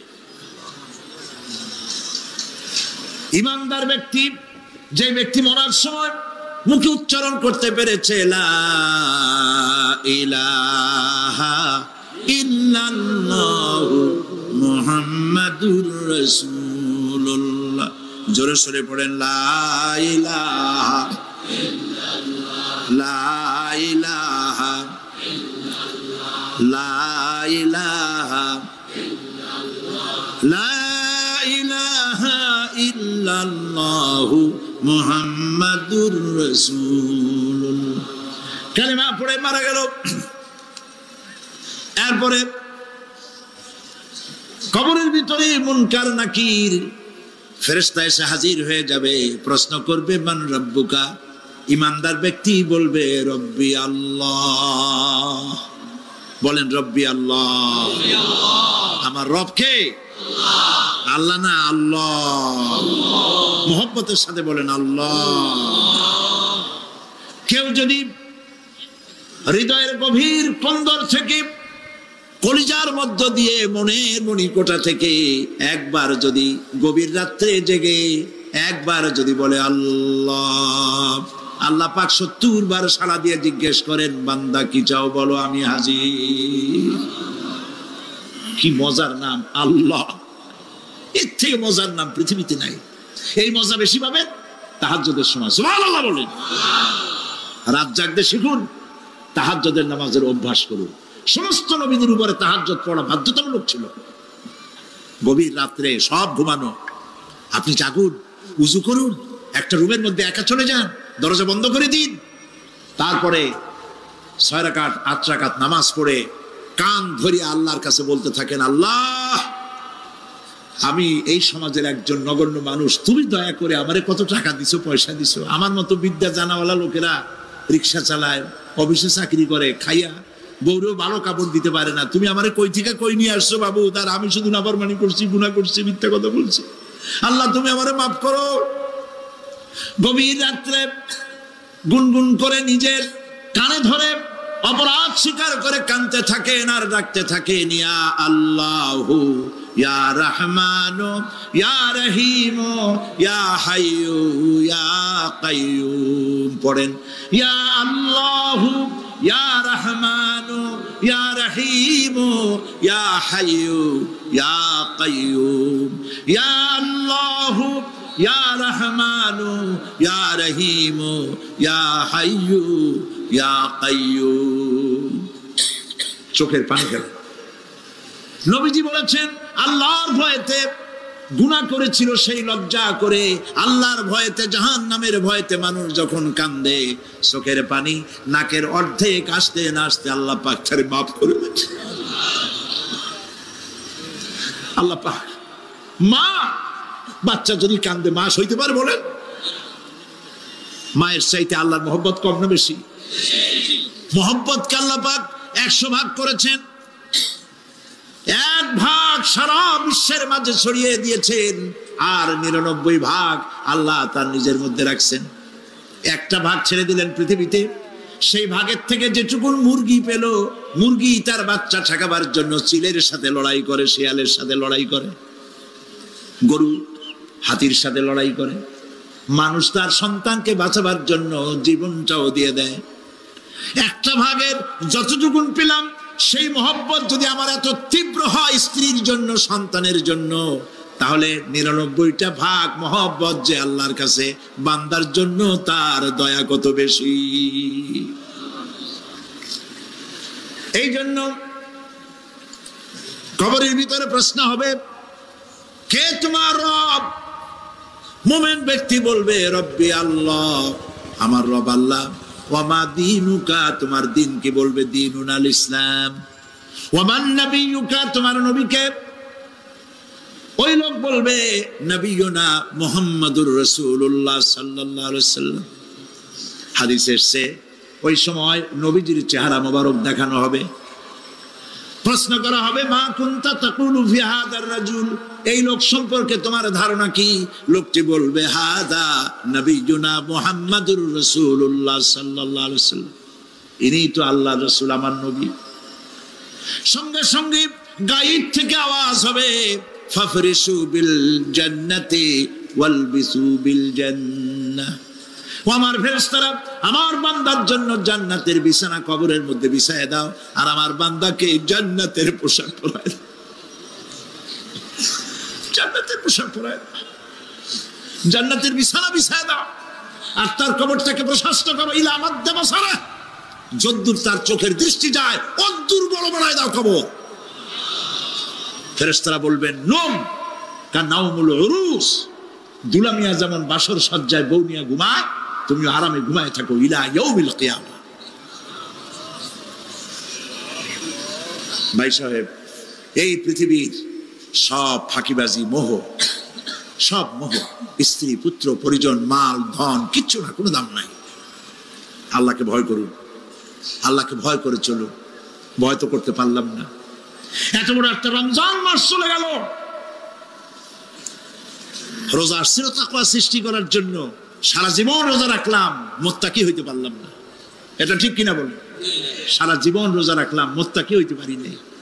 এখনো মিথ্যা কথা বলি, ওজনে কম দেই, খাদ্যে ভেজাল দেই, কথা ঠিক কিনা? মিথ্যা কথা বলতেছেন, মিথ্যা কথা বলা কবিরা গুনাহ, মিথ্যা কথা বলা সমস্ত গুনার মা। কোথায় কোথায় মিথ্যা বলা হচ্ছে? দোকানদারি করতেছেন, কষ্ট করে মাল কিনছেন, লাভের জন্যই তো কিনছেন, মিথ্যা কোন কেন? ওজনে কম দিচ্ছেন, ভেজাল দিতেছেন, ভেজাল দিয়া কম দিয়া কয় টাকা উপার্জন করবেন? আর কতগুলি খাইতে পারবেন আপনি? চাউলের মধ্যে তুষ দিলেন, কুড়া দিলেন, পাথর দিলেন। আহারে মুসলমান, কি কপাল পোড়া! ওজন দিতে গিয়া একটু খিস দিয়া ধরে যেদিকে পাথরটা, আর মালটা যেদিকে সেদিক টেটু নিচু করে দেয়, যে কেনে সে মনে করে মাশাআল্লাহ লোকটা তো খুব ভালো, আমার তো বেশি দিছে, কিন্তু বাড়ি যেয়ে দেখবেন আপনারা 14 গ্রাম কম দিছে। ও 14 গ্রাম তো না, এখন তো গ্রাম বলে, আগে তো আমরা ছটক মটক বলছি, এখন গ্রাম বলে সুবিধার জন্য। এগুলি কি আমি বানায় বলতেছি না, কথা ঠিক। লাভটা কি লাভ? জমিনের আইল ঠেলতেছেন, পরের জমিন দখল করতেছেন, বোনেরে ঠকাইছেন, ভাইরে ঠকাইছেন, ভাইয়ের সম্পত্তি ফেরত দেন নাই। আহা, এই যে দুরবস্থার সৃষ্টি হলো, আমলের পরিবর্তন হলো না। মসজিদ বানাইছি সব দালান, মসজিদগুলি সব বিল্ডিং হয়ে গেছে। নবী করিম সাল্লাল্লাহু আলাইহি ওয়াসাল্লাম বলেছেন মাসাজিদুহুম আমিরাতুন ওয়া হিয়া খারাবুম মিনাল হুদা, মসজিদগুলি সব দালান হয়ে যাবে শেষ যুগে। এগুলি নবী করিম সাল্লাল্লাহু আলাইহি ওয়াসাল্লাম ভবিষ্যৎবাণী। মসজিদগুলি কি হবে? সব বিল্ডিং হয়ে যাবে। ওয়া হিয়া খারাবুম মিনাল হুদা, হেদায়েত থেকে খালি হয়ে যাবে, হেদায়েত নাই, খালি মসজিদ, building, tiles, mosaic, air condition সব আছে, হেদায়েত নেই। কবি বলতেছেন मस्जिद तो बना ली है सब भर में ईमान की हरारत वालों ने, मन पुराना पापी रहा बरसों में नमाजी बनना सिखा। মন চাইছে তাড়াতাড়ি করে মসজিদ একটা বানাই ফেলাইছে, কিন্তু বছর বছর নামাজ পড়লো, মন সেই পুরানা পাপী রয়ে গেছে, সেই পাপ থেকে সে বাঁচতে পারে নাই। এই জন্য বিশ্ব कवि अकबाल बोले मस्जिद में मरसिया खाए के नमाजी न रही, मस्जिद में मरसिया खाए के नमाजी न रही, यानी वो साहिबे औसाफ हिजाजी न रही। मस्जिद कानते से আমার সেই নামাজি কই, যেই নামাজিরা যখন নামাজ পড়তো পাখি এসে মাথার উপরে বসতো, পাখিতে বুঝতে পারতো না যেটা মানুষ না গাছ। সুবহানাল্লাহ। আর এখন ইমাম যদি নামাজ পড়তে আত্মাহিত পড়তে দেরি করে, ধীরে ধীরে পড়তেছে, পিছন থেকে সিগন্যাল মারা শুরু করে, বেয়াদব। ইমাম যদি নামাজের মধ্যে, ইমামকে কখনো গলায় কাশি দিয়ে আপনি ডিকটেট করতে পারবেন না, বেয়াদবি, নামাজ নষ্ট হয়ে যাবে। অনেকে করে কিনা বলো, ওর নিজেরটা শেষ হয়ে গেছে এই জন্য ইমাম করে না কেন, সেই জন্য কাশি দেয়। এটা ফাজলামি করার জায়গা না। প্রিয় ভাই সব, সুতরাং আমল যদি ভালো না হয়, মসজিদ সুন্দর বানায় লাভ হবে না। আমল যদি ভালো না হয়, সুন্দর জামা টুপি পরে কোনো লাভ হবে না। শরীরে হয়েছে ক্যান্সার আর মাথায় মাখতেছে লক্ষ্মী বিলাসের তেল, লাভ আছে? বলেন লাভ আছে? কোনো লাভ নাই। আমল পরিবর্তন, মিথ্যা ছাড়তে হবে, মিথ্যা ছাড়তে হবে। ওয়াদা করতে পারবেন যে মিথ্যা আর বলবো না? পারবেন? ওজনে কম দেব না, ওয়াদা করতে পারবেন? জমিনের আইল ঠেলবো না, পরের হক নষ্ট করবো না, অহংকার করবো না, পারবেন? তাহলে জান্নাতের রাস্তা ক্লিয়ার হবে, নইলে ক্লিয়ার হবে না। ওয়াদা করি, বলেন ইয়া আল্লাহ। দুই হাত উঁচু করেন, বলেন ইয়া আল্লাহ, তোমার পবিত্র নামে কসম করি, ওয়াদা করি, যতদিন পর্যন্ত মালাকুল মউত আমার মাথার কাছে না আসতেছে, ফরজ নামাজ, ফরজ রোজা ছেড়ে দেব না। ইয়া আল্লাহ, আর মিথ্যা কথা বলবো না, ওজনে কম দেব না, খাদ্যে ভেজাল দেব না, অধীনস্থ নারীদেরকে বেপরদা রাখবো না, অহংকার করব না, সুদ খাবো না, সুদ দেব না, ঘুষ খাবো না, ঘুষ দেব না, শিরক করব না, বেদাত করব না। আল্লাহ তাআলা তুমি দয়া করে আমার ওয়াদা কবুল করো, আমিন। হাত নামা, আল্লাহ পাক কবুল করুন, সবাই বলেন আমিন। যদি এই ওয়াদা পালন করতে পারি, জান্নাতের রাস্তা ক্লিয়ার হয়ে যাবে। আর ওয়াদা পালন করতে পারবো না, ওয়াজের মাহফিলে এসে কোনো লাভ নেই। বছরের পর বছর ওয়াজ শুনবেন, আমলের পরিবর্তন হবে না, কোনো লাভ নাই। দোকানদারেরা ওজন টোজন ঠিক মতো দেন, মিথ্যা কথা বলা বাদ দেন, ওজন একটু কমাইয়ে দিয়া, খাদ্যে ভেজাল দিয়া কোনো লাভ নাই। এগুলি আপনি কবরে নিতে পারবেন না, শুধু পাপ আর পাপ। কথা বুঝে আসছে আপনাদের? প্রত্যেকটি মানুষকে তাওহীদবাদী হতে হবে, শিরক মুক্ত হতে হবে। শিরক হলো মাজার গুলিতে গিয়ে মনের আশা আকাঙ্ক্ষা সেখানে বলা, এটি হচ্ছে শিরক। এই কাজ আপনারা করবেন না। কুমিল্লা কি মাজার আছে? আছে? কোন মাজারে যাবেন না, কোনোদিন যাবেন না, কোন প্রয়োজন নাই। বিপদে পড়েছেন, উজু করবেন, মসজিদে চলে যাবেন, সুবহানাল্লাহ বলেন। মসজিদে গিয়ে 2 রাকাত কাজায়ে হাজাতের নামাজ পড়বেন, আল্লাহর কাছে কাঁদবেন। মাজারে যিনি শুয়ে আছেন বিশ্বাস করেন, কোরআন শরীফ আমার সামনে, বিশ্বাস করুন, যিনি কবরে শুয়ে আছেন আপনাকে 4 পয়সার উপকার করতে পারবে না। মাঝখানে আপনি শিরকের গোলা নিয়ে আল্লাহর দরবারে হাজির হবেন। মাজারে টাকা দিবেন না, পয়সা দিবেন না, মানত করবেন না। মাজার একটা ব্যবসা। মাজার আজকাল কি, মাজার আর রস সব ব্যবসা। আপনারা এইসব কাজে যাবেন না। আগরবাতি, মোমবাতি, চাদর দেওয়া, মশারি দেওয়া, এগুলো মুসলমানের কাজ না। হিন্দু, খ্রিস্টান, বৌদ্ধ যা করে আমরা কি তা করতে পারি? জোরে বলেন, পারি? কবরে যদি একটু চিন্তা করেন ভাইরা, মাথাটা একটু খাটান, কবরে যদি চাদর দেওয়াই লাগে তাহলে রাসূল করিম সাল্লাল্লাহু আলাইহি ওয়াসাল্লামের কবরের উপরে সোনার সুতা দিয়ে চাদর দেওয়া উচিত ছিল। তুলার সুতা না, সোনার সুতা। আর ওই রকমের দেওয়ার সিস্টেম হলে উম্মতেরা সোনার সুতা না, নিজের বুক নিজে ভাইয়া কলিজা পার করে রাসূলুল্লাহর কবরের উপর দিয়ে দিত। নবীর পরে সম্মান সাহাবায়ে কেরাম। সাহাবায়ে কেরামদের কবরের উপরে চাদর নাই, আগরবাতি নাই, মোমবাতি নাই, গোলাপ পানি নাই, গম্বুজ নাই। মাজার একটা হইছে, সেটারে গম্বুজ বানাইতে হবে। কেন গম্বুজ বানাবেন? দরকারটা কি? তওবা করুন, জিন্দেগিতে আর কোনোদিন মাজারে কোনো সাহায্য করবেন 1 পয়সাও না। টাকা পয়সা দিবেন, টাকা পয়সা দিবেন, এতিমকে দিবেন, ভিক্ষুককে দিবেন, বিধবাকে দিবেন। পরীক্ষা দিতে পারে না, ফি দিতে পারে না, পরীক্ষা দিতে পারছে না, ওরে দেন। বাড়িতে চাল নাই, পানি পড়ে, ওরে দেন। অন্ধ মানুষকে দেন, লুলাকে দেন, এতিমখানায় দেন, মাদ্রাসায় দেন, টিউবওয়েল বানায় দেন যেখানে পানি নেই। এই সব কাজ করেন, সব হবে। সুবহানাল্লাহ কর। মাজারে, কোন মাজারে, আজকের মাহফিলে যত লোক হাজির হয়েছেন, কোন মাজারে কোন টাকা পয়সা, আগরবাতি, মোমবাতি, চাদর জিন্দেগিতে দেবেন না। কারা দেবেন না? হাত উঁচু করে দেখান। আলহামদুলিল্লাহ। হাত নামা, হাত নামা। এরপরে থামেন, থামেন। এরপরে দেশে আজ অশ্লীলতার সয়লাব আমরা দেখতে পাচ্ছি। গতকালও আলোচনা করেছি। গত 5 বছর যারা ক্ষমতায় ছিলেন, অভিনয় নিয়ন্ত্রণ আইন তারা তুলে ফেলেছিলেন। অভিনয় নিয়ন্ত্রণ একটা আইন ছিল, কতদূর অভিনয় করা যাবে, একটা মেয়ে তার কাপড় কতটা কমাইতে পারবে, নাচে গানে অভিনেতা অভিনেত্রী একসাথে কতটা জড়াজড়ি করতে পারবে, এর একটা নিয়ম কানুন আগের থেকে ছিল। সেই নিয়ম কানুন ওই 5 বছরে তারা আইন পাশ করে নিয়ন্ত্রণ আইনটা তুলে দিয়েছে। ফলে কাপড়েরও বালাই নাই, আর জড়াজড়ির এমন সব ছবি যা কোনো মানুষের দেখার কোনো উপায় নাই, যেগুলি দেখলে চোখ সাবান দিয়ে ধোয়া লাগে। নাউজুবিল্লাহ বলেন। বাংলাদেশ সুপ্রিম কোর্ট, বর্তমান সরকারের আমলে বাংলাদেশ সুপ্রিম কোর্ট সুমোটো আইন জারি করেছে, যে সমস্ত অশ্লীল ছবি করা যাবে না, অশ্লীল পোস্টার লাগানো যাবে না। আমি গতকাল এখানে বলেছি, কুমিল্লার ডিসি সাহেবকে আমি গত রাত্রে তার সঙ্গে আমি কথা বলেছি, তিনি একমত হয়েছেন।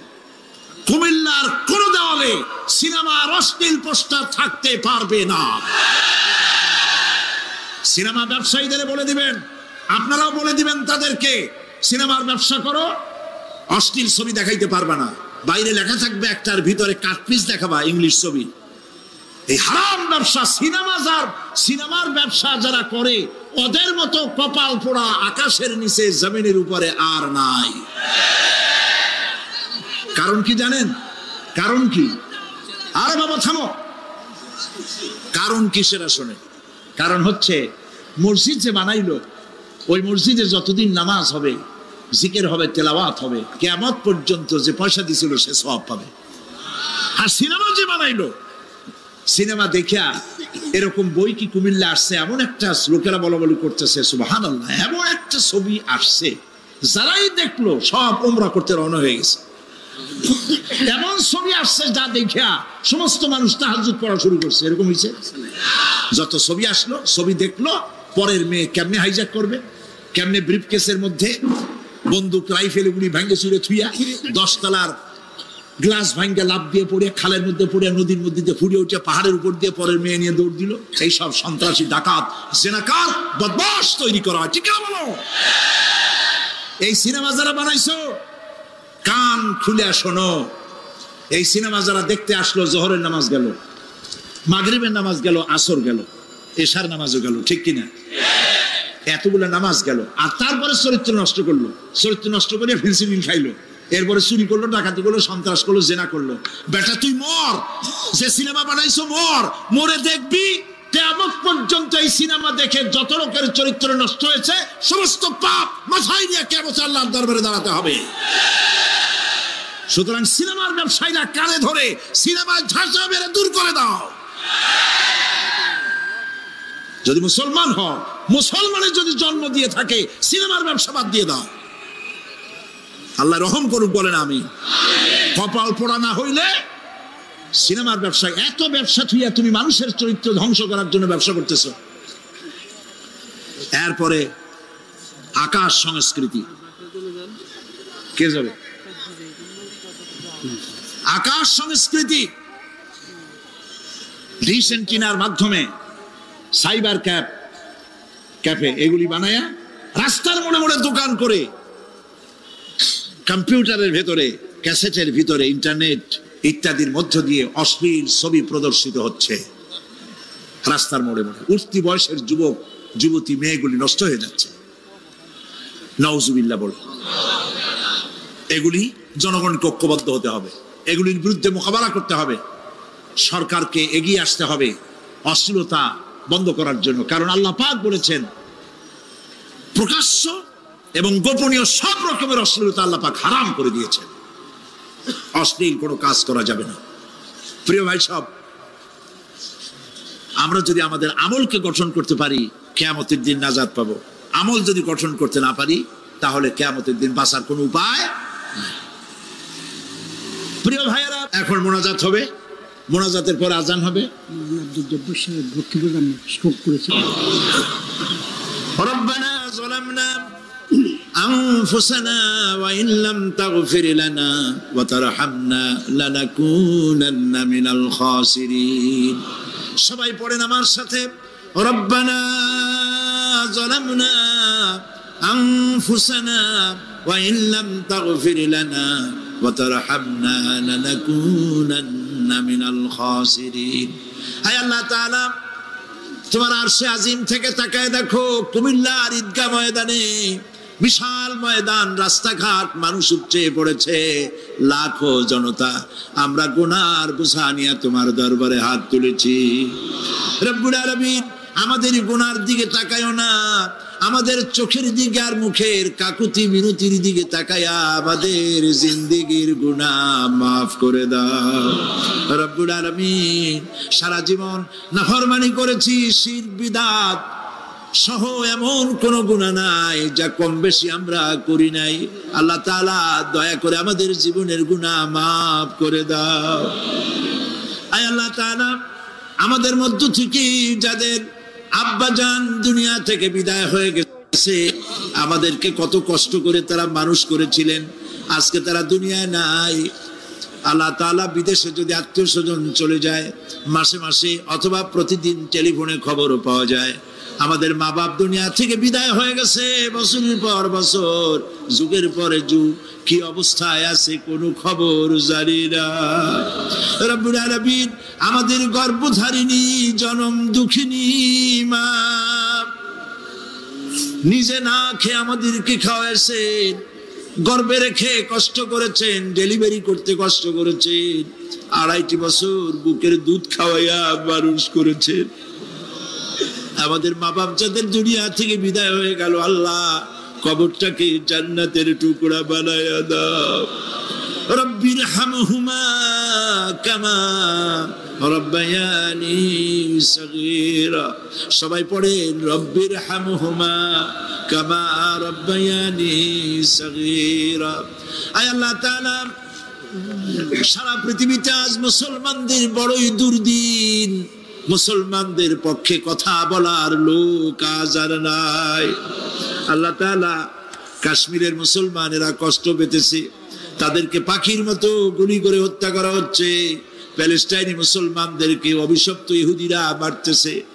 আল্লাহ তাআলা বাগদাদের যে ইরাকে অনেক নবীর মাজার আছে, মাহবুবে সুবহানি, কুতুবে রব্বানি, শেখ মহিউদ্দিন আব্দুল কাদের জিলানী রহমাতুল্লাহ আলাইহি যে মাটিতে শুয়ে আছেন, মুসলমানের দেশ, আয় আল্লাহ তাআলা কাফেররা সব ঐক্যবদ্ধ হয়েছে মুসলমান দেশগুলি শেষ করে দেবে।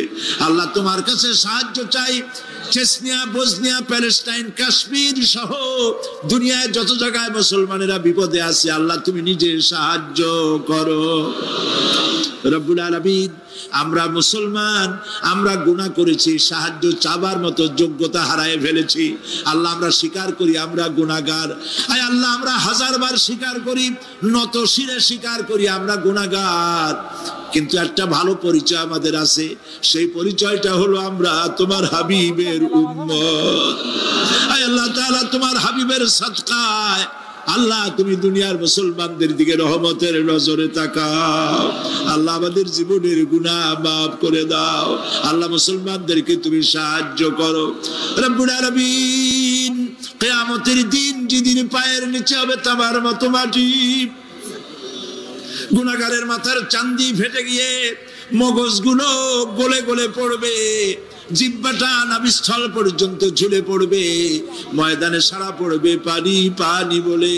আল্লাহ ওই দিনে তোমার হাবিবের হাতের কাউসারের পেয়ালা আমাদের নসিব করে দিও। তোমার হাবিব বলেছেন 3000 বছর ধরে তুমি জাহান্নামের আগুনকে উত্তপ্ত করেছো, রক্ত মাংসের শরীর নিয়ে আমরা আগুনে জ্বলতে পারবো না। আল্লাহ জাহান্নামের আগুন আমাদের জন্য হারাম বানায়া দাও। আল্লাহুম্মা আজিরনা মিনান নার। সবাই পড়েন আল্লাহুম্মা আজিরনা মিনান নার, আল্লাহুম্মা আজিরনা মিনান নার। আয় আল্লাহ তাআলা, আমাদের আকীদা, আমাদের বিশ্বাস হলো এই, আমরা এখন কোথায় বসা তুমি দেখতে পাচ্ছ, আমরা কি বলতেছি তুমি নিশ্চয়ই শুনতে পাচ্ছ। তুমি একটু তাকায় দেখো তো বাবু, এতগুলি হাত তো কোনো পীরের দরবারে ওঠে নাই, কোনো বাজারে গিয়ে ওঠে নাই, কোনো মন্ত্রীর কাছে ওঠে নাই, কোনো প্রেসিডেন্টের কাছে ওঠে নাই। রাজা ধীরাজ, সম্রাটের সম্রাট, বিশাল আকাশের মালিকের কাছে হাত তুলেছি, মালিক খালি হাতে ফেরত দিও না, মালিক খালি হাতে ফেরত দিও না। হে আকাশের মালিক, হে জমিনের মালিক, হে আমাদের রব, আমাদেরকে খালি হাতে ফেরত দিও না বাবু। আল্লাহুম্মা লা তারুদ্দানা খাইবিন, আল্লাহুম্মা লা তারুদ্দানা খাইবিন। আল্লাহ তাআলা একেবারে কিছু না দিয়া খালি হাতে ফেরত দিও না বাবু। কয়েক সেকেন্ড আমি আপনাদের জন্য ছাড়লাম। মাথা নিচু করুন, চক্ষু বন্ধ করুন, যার যা বলার বলেন, দোয়া কবুল হয়ে যাবে ইনশাআল্লাহ। বলেন যার যা বলার দরকার, মিনতির সাথে কাকুতি মিনতি করে বলেন।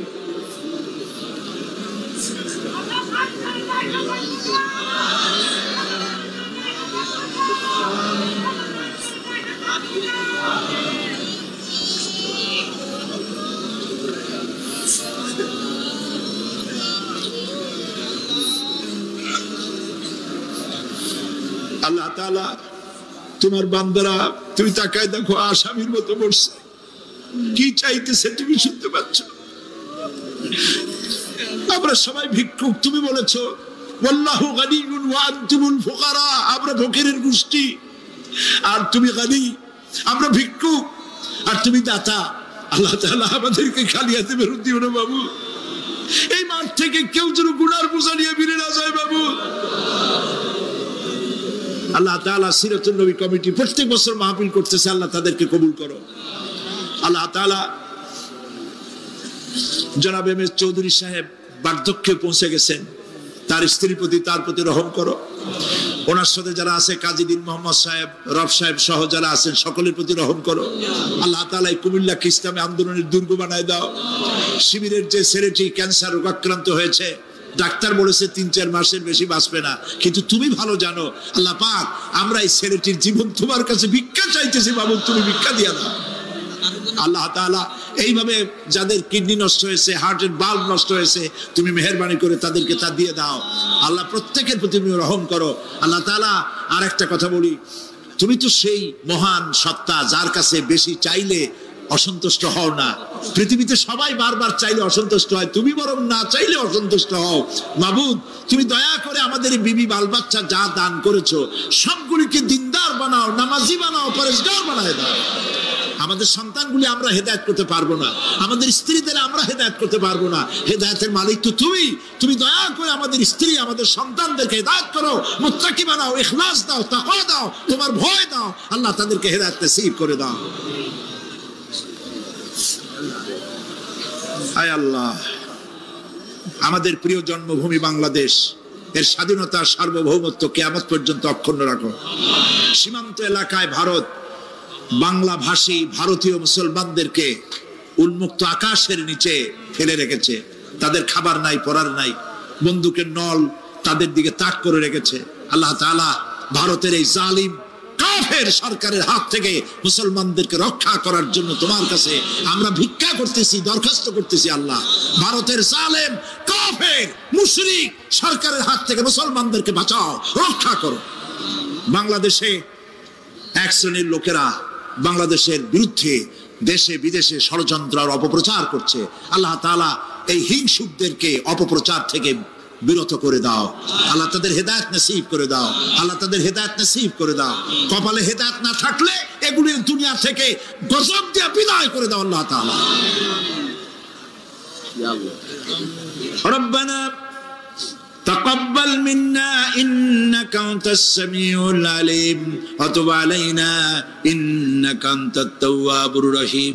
আয় আল্লাহ তাআলা, আমাদের দেশের সেনাবাহিনী, আমার দেশের বিডিআর, আমার দেশের পুলিশ বাহিনী, তাদেরকে দিন দাও, ঈমান দাও, চরিত্র দাও, ভালো রাখো। আল্লাহ তাদের উপরে তোমার রহমত নাজিল করো। রিকশাওয়ালা, ঠেলাওয়ালা, কুলি মজুর, কষ্ট করে যারা রুজি কামাই করে, আল্লাহ তাদের রুজিতে বরকত দিয়ে দাও। سبحان ربك رب العزة عما يصفون وسلام على المرسلين والحمد لله رب العالمين واجعل آخر كلامنا عند الموت لا إله إلا الله محمد رسول الله। السلام عليكم ورحمة الله।